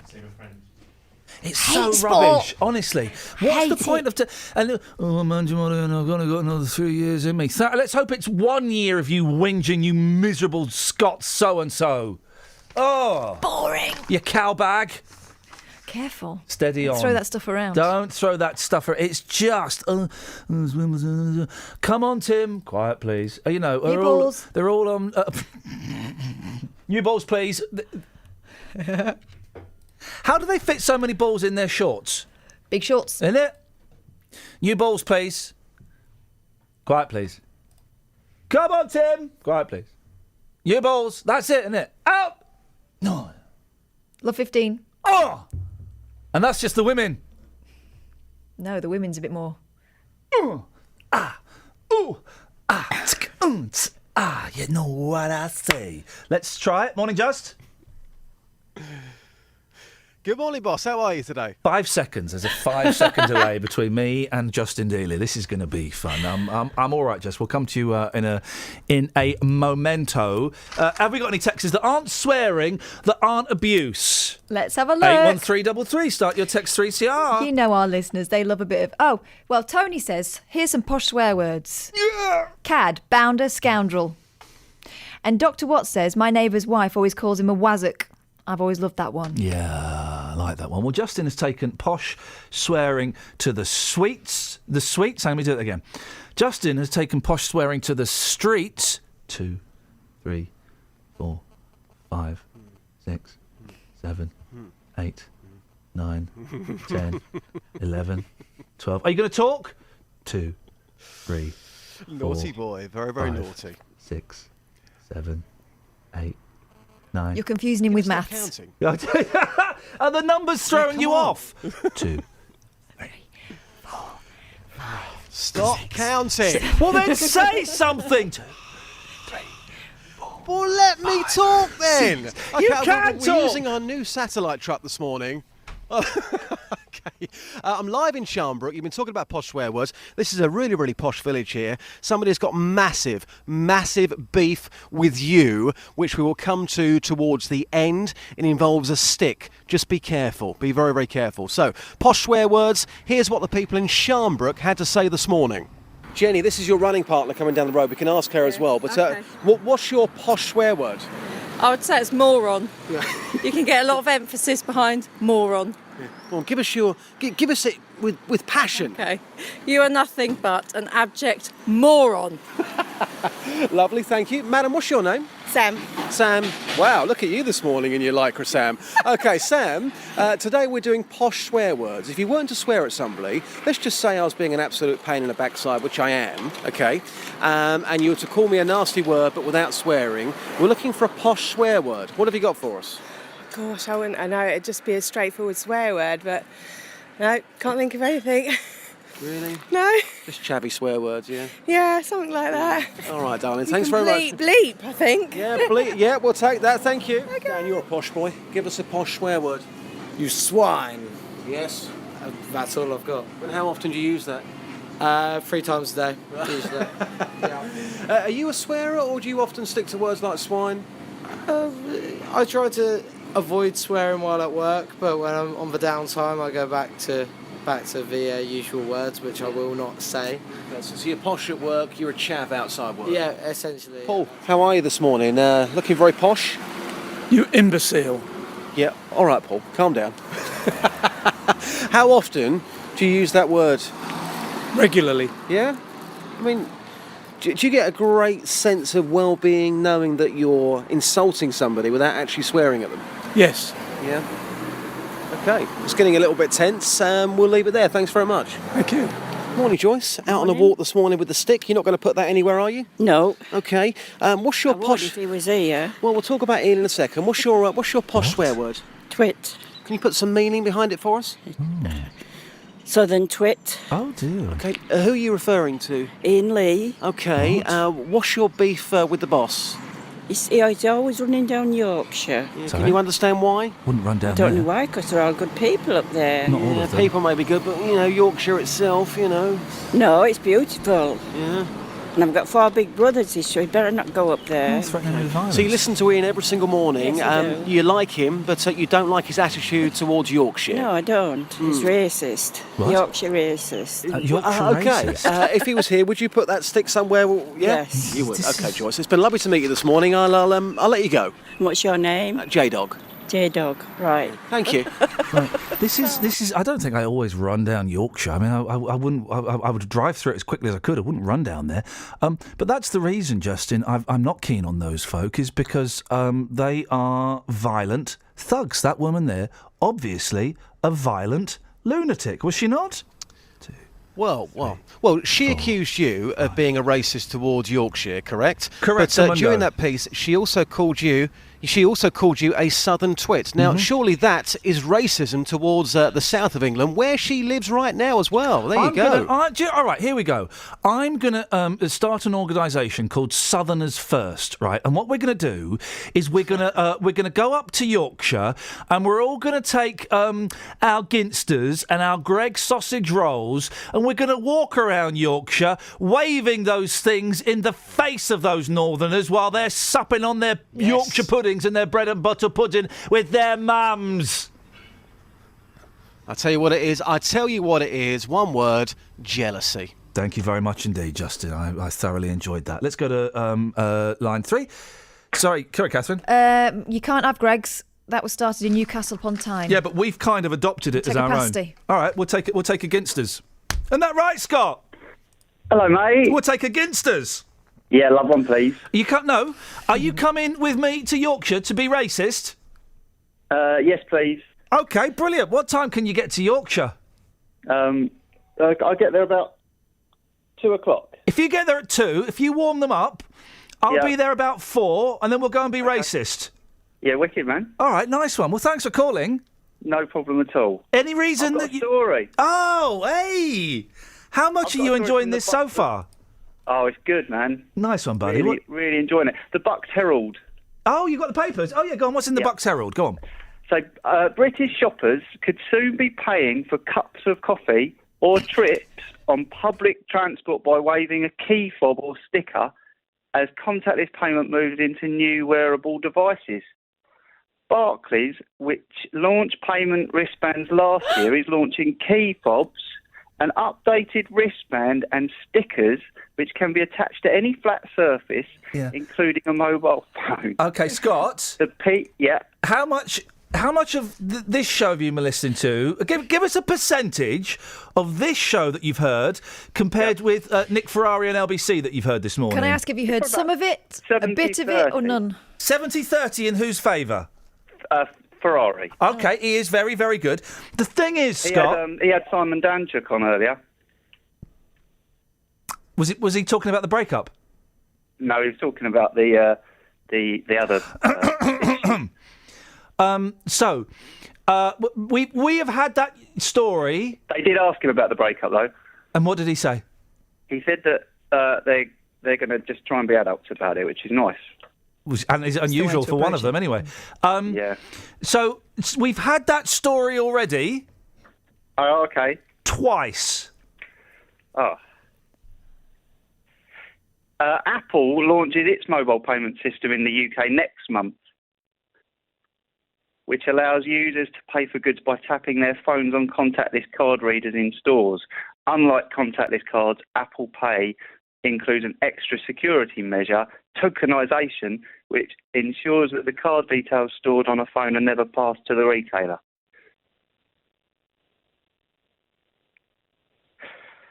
So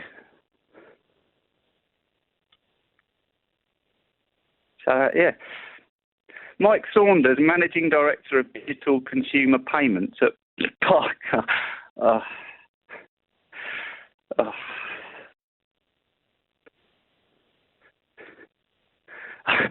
I've lost my thread now. Purchases of less than £20 can be made by waving a band across the merchant sales terminal. Transaction of £20 or more require the customer to enter their PIN. So it's just like a normal chip and PIN if it's over £20.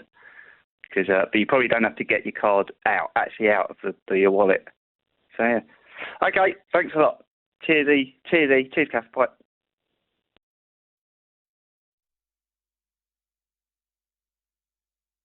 Right, I think we're all done there, aren't we? Yes, good.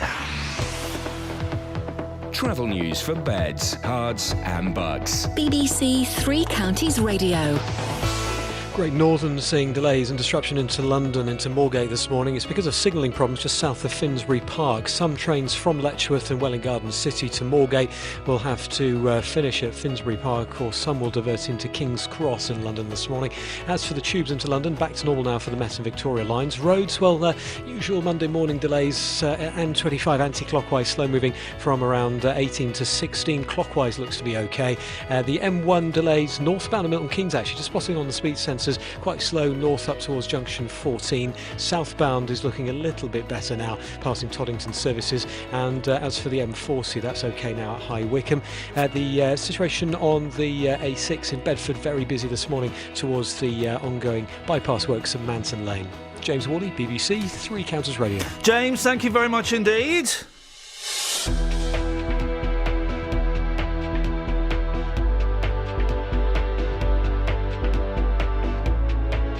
03459 455 555. These are your headlines on BBC Three Counties Radio. David Cameron says Britain is united in shock and grief after it emerged that at least 30 Britons were killed in the Tunisia beach attack. Police in Hertfordshire have charged a man with murder after a pedestrian died following a collision with a van in the village of Turnford on Friday morning. And Bedfordshire police say an incident in Luton Town Centre last night was not terror-related. 03459 455 555. Let's get the weather. Jenny, this is your running partner coming down the road. Come We can on, ask hang her on a as well. second. But this flipping thing. Right. Blimey. Here we go. Beds, Herts and Bucks weather. BBC Three Counties Radio. Good morning. It's not a bad day on the whole. Temperature steadily climbing, plenty of sunny spells, perhaps a bit of high cloud turning things a bit hazy, but we're still looking at a maximum temperature of around 25 Celsius. Sunsets at 21, 25, some clear spells, reasonably warm overnight as well. The minimum 11 Celsius, but it's likely to become more humid as the night continues. Sunrise is at 04:46 and the dry, very warm air from France moving up northwards towards through the course of the day, becoming increasingly humid and warm. Lots of sunshine though, maximum temperature 29 Celsius. Warmer still as we head into Wednesday, where temperatures could just sneak above 30. That's your forecast. Every weekday morning. Coming up at 9 on the Big Phone In this morning. Is it a good idea to make jobless teenagers work for their benefits? How would you like this country to stand up to President Putin? Are you surprised to see British people being blatantly racist? The JVS Show. I think we've got to get over this issue about racism doesn't exist. It has existed. It will probably carry on existing. What I wanted to say is they've got this completely the wrong way around. You know, that is also true. That is also true. You will always get some, but they are such a minority. Oh, the man's a buffoon. Get him up, get him out of bed, give him a sense of purpose. The JVS Show. Do you think we have got to, as a country, start taking this issue more seriously? Every weekday morning on BBC Three Counties Radio. Let's go to Andrea. Andrea, there's no place really in America called Hollidaysburg, is there? Yes, there is. No, there's not. Yes, there is. My brother lives there. Look, she's in America, and there's less delay with her than there is with Justin, who's 10 miles away. I'm going to Google it. Hang on one second, because I think you're lying to me. Hollidaysburg in America. No, fair play. You're right. There is. I apologise for that. That's bang out of order on my part. And let it be said, the BBC will never make a mistake like that again. What have you got for us, Andrea? Well, I have a newspaper article here from the Altoona Mirror, and it's from June 29th, 1920. Hey, that's my birthday, June 29th, 1920. Oh, really? Yeah, I'm, really old. I'm 95 years old. Quick maths, guys. What's the story, Andrea? It says here, the headline is 4 caught with a barrel of liquor. Here we go. And this is American liquor, guys, not British liquor. This isn't what you're going to put on your pie and mash. This is booze. Hard booze. Exactly. It says, charged with illegally transporting liquor, 4 Altoona men were arrested in the mountains of Perry County near Millerstown today by state police and federal prohibition agents. They were Otto Campman, Joseph Stitch. Here we go. Let's name and shame, Andrea. Let's have those names. Let's have the roll call of boozy shame. Go on.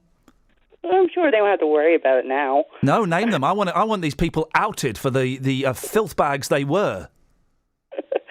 The last two are C. Rice and G.E. Rice. Oh, dear. They're not the Rice brothers. Those guys. Those guys were trouble. Yeah. I knew they'd be trouble. Oh, yes. Prohibition is the weirdest. The prohibition around alcohol in the States is the weirdest thing, right? And I only know a little bit about it because I didn't really like my American history lessons. I fancied the teacher, one of them, not the other one. So it was prohibition, right? Was when booze was banned. Now, was that all across America, or was it just parts of America? I think it was just certain parts of America. And what was what was the reasoning behind it? Why were they doing it? To tell you the truth, I really don't know. I didn't pay attention in history class either. It's your country, Andrea. It used to be ours. It's now yours. You can have it back. I don't know if we can afford it at the moment. I tell you what, we'll consider that offer, Andrea, and we'll let you know. Hey, have you sold your car yet so you can come over and see the Hollies? My car is sitting alongside the road with a for sale sign on it. Right. And have you written on the sign, for sale, $1,000 so I can go and see the Hollies? No. Do you think that'll help? I think it might do. I mean, the British invasion is still a big thing over there, yeah? Yeah, the Happy Together tour is still going on. The Happy Together tour on the Happy Together tour, that's all Americans. That's the Turtles. That's Mark Buckingham. Mark Lindsay from the Paul Revere and the Raiders, a group which meant nothing over here. The Cowsills, a group which means nothing over here, and nobody else.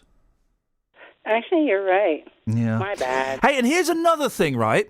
You know Chad and Jeremy, right, are like big stars over there. Uh-huh. Right, and they're like British. Oh. Yeah, well, Chad and Jeremy are British, right? Big stars over there. No one's ever heard of them. Let me take a straw poll. Catherine, ever heard of Chad and Jeremy? Shags, ever heard of Chad and Jeremy? No. They're having you on. Chad and Jeremy were not big pop stars over here. We've never heard of them. Remind me, Andrew, in about 6 months' time. I must chase up the Hollies for you. Oh, that'll be good. Yeah, I'll get round to it at some point, I promise. Andrea, what time is it in America? It is 3:52 a.m. Do you not have a job or anything? I'm a caretaker for my sick parents. Okay. Well, then keep the noise down. You're going to wake them up. Oh, no, I'm downstairs. It's okay. In that case, turn the noise up. Wake those guys up. Andrea, always nice to talk to you and nice to see you on Twitter. We'll speak soon. Okay, thank you. Ta-ta, bye-bye. She's selling her car to go and see the Hollies. She knows nothing about prohibition. She don't know nothing about it. I must remind me, I said I'd get in touch with the Hollies I probably won't get round to doing it. I'm all Thank meth. you, Andrea. Nice to speak to you. I'm all meth. I am all meth. Prohibition was nuts, so they banned booze. So in the end, there was more booze because they banned it and the mafia run it, and it was moonshine. Right. Did they ban it because it was making people behave badly? It was, what's the word for it? Temperance movement. It was the Temperance 7. No, they're a blues band. I think so. But there must have been a financial reason as well, because, we all know booze is bad for you. Well, hang on, what financial reason? That it was making people spend money on naughty things that weren't going into the IRS. Prohibition. Prohibition in the United States. A nationwide constitutional ban on booze between 1920 to 1933.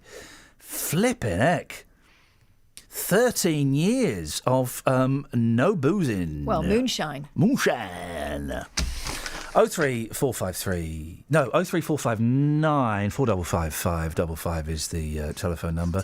Ginsters is west, not south, Ian. Yeah, but everything's southern to those Yorkshire people. Can I join? Because I'm from Lancashire, so we hate each other anyway. I'm not being funny, mate. We're not having an I could be your interloper. poster child to show that you're not a racist. I'm not putting you on a poster. What? That would be outrageous. I do a pose. Have we got anything? Yes. Go on then. Let's be having you. Liam in Bletchley. Bletchley? This is typing. Bless you.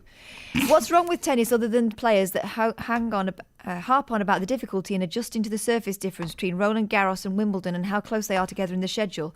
Bjorn Borg won both 3 years in a row, 1978, 1979, 1980. I don't get the thing about... He's right. They go, oh, yeah, I'm only good on clay. What? Sorry? Bounce is different. It's not, mate. That's rubbish. It bounces different. It's tennis. It's tennis, people. Let's just play it. That's all it is. We've also got some posh swearing. You swine. Yeah. Okay. Cheers, Billy says. I think it might be cheers, Billy, but again, type in, guys. My posh swear word is normally you pathetic little weasel or you stupid Weasel? cretin. Yeah, he spelt it W-E-S-I-L. Weasel. A weasel. Weasel. Or you stupid cretin from Cheers, Billy. And we've also got one from Math that I can't read. And we've got one from Janine in Houghton Regis. Are you doing Ujjayi breath? Yeah. From yoga. Yeah. You can't get posher than Princess Anne. Naff off. Naff off. Naff off. Naff off. What if the Queen has ever told anybody to F off? Do you think? I bet she's very sweary. I bet she's a bit. Posh people are very sweary, aren't they? She's got a few gins in her, and she's. Oh, the Queen Mother. Oh, the Queen Mother was a potty mouth. I'm sure she was. Docker. Is it true the Queen Mother had wooden teeth? No, they were just old teeth. Really? They looked wooden. They tasted wooden. Oh. No, I think she's just from the days before Simon Cowell told everyone that it was okay to wear Mr. Ed's teeth and have them bleached white. Hang on, I need to think how we're going to fill the last 3 minutes. Let me just think. Hang on a second.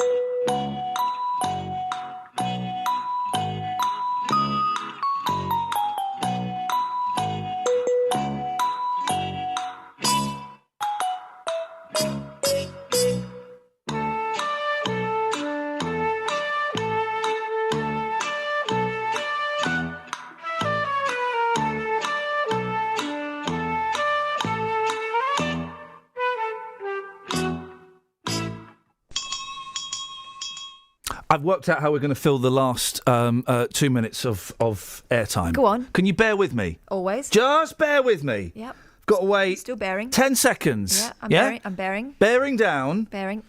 Why do I get targeted with adverts for Tampax? I mean, what in my browsing history? It's the Yeah. I've got nothing else. You might as well have a bit of Darlamendi rub. Up for a bit of chewy mooey, Ben. Do you like a chewy mooey?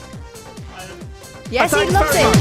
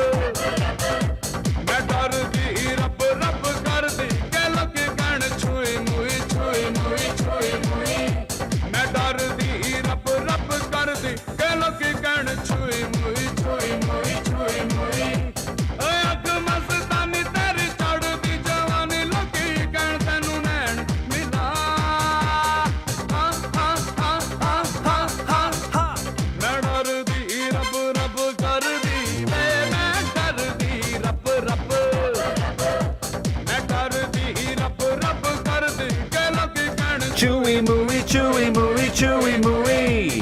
Chewy mooey, chewy mooey, chewy mooey. That's filled the gap nicely. Thank you, Darlamendi. If they want to find the song on iTunes, it's Darlamendi, and the song's called Dadi Rab Rab Cardi. Not Chewy Mooey. That may have been confusing some of you. Right, let's have some of this. Travel news for beds, cards and bugs. BBC Three Counties Radio. The M25 still very slow and heavy in patches from 18 to 16 down to the M40. A1M's been busy at 8 to 7 southbound slow passing Stevenage, and it's also been really busy on the A1 towards the Black Cat roundabouts, especially on the southbound side. Aston Clinton bypass is still slow heading east towards the Woodlands roundabout, and Great Northern trains suspended Finsbury Park to Moorgate because of problems with the signals. Some trains from Letchworth and Welwyn will start and terminate at Finsbury Park, and some other trains will divert into King's Cross in London this morning. James Worley, BBC Three Counties Radio. James, thank you very much. Janet says balderdash. I'm assuming she's playing posh swearing and not commenting on Dala Mendy. I mean, I just don't know. It's so hard to tell these days, guys, isn't it? Thank you, everybody who called with your newspapers. Muchos apreciados. Thank you, Shags. Thank you, Catherine. Oh, and for those of you who've been looking for the podcast, I don't know where it is. We'll find it, we'll sort it out, it'll get put up at some point, guys. Uh-oh, here comes Mike. He's ready for a smackdown. That's what he's going to get. Local and vocal across beds, hearts and bucks. This is BBC Three Counties Radio. Thank you, Iain. Good morning. Welcome to the JVS show. I'm Jonathan Vernon-Smith. It's Monday, it's 9 o'clock, and on today's big phone-in, do you think it's time we sent British troops to fight ISIS? After more than 30 British people were massacred on a beach in Tunisia, David Cameron has told the BBC this morning militants in Syria and Iraq are plotting terrible attacks in Britain.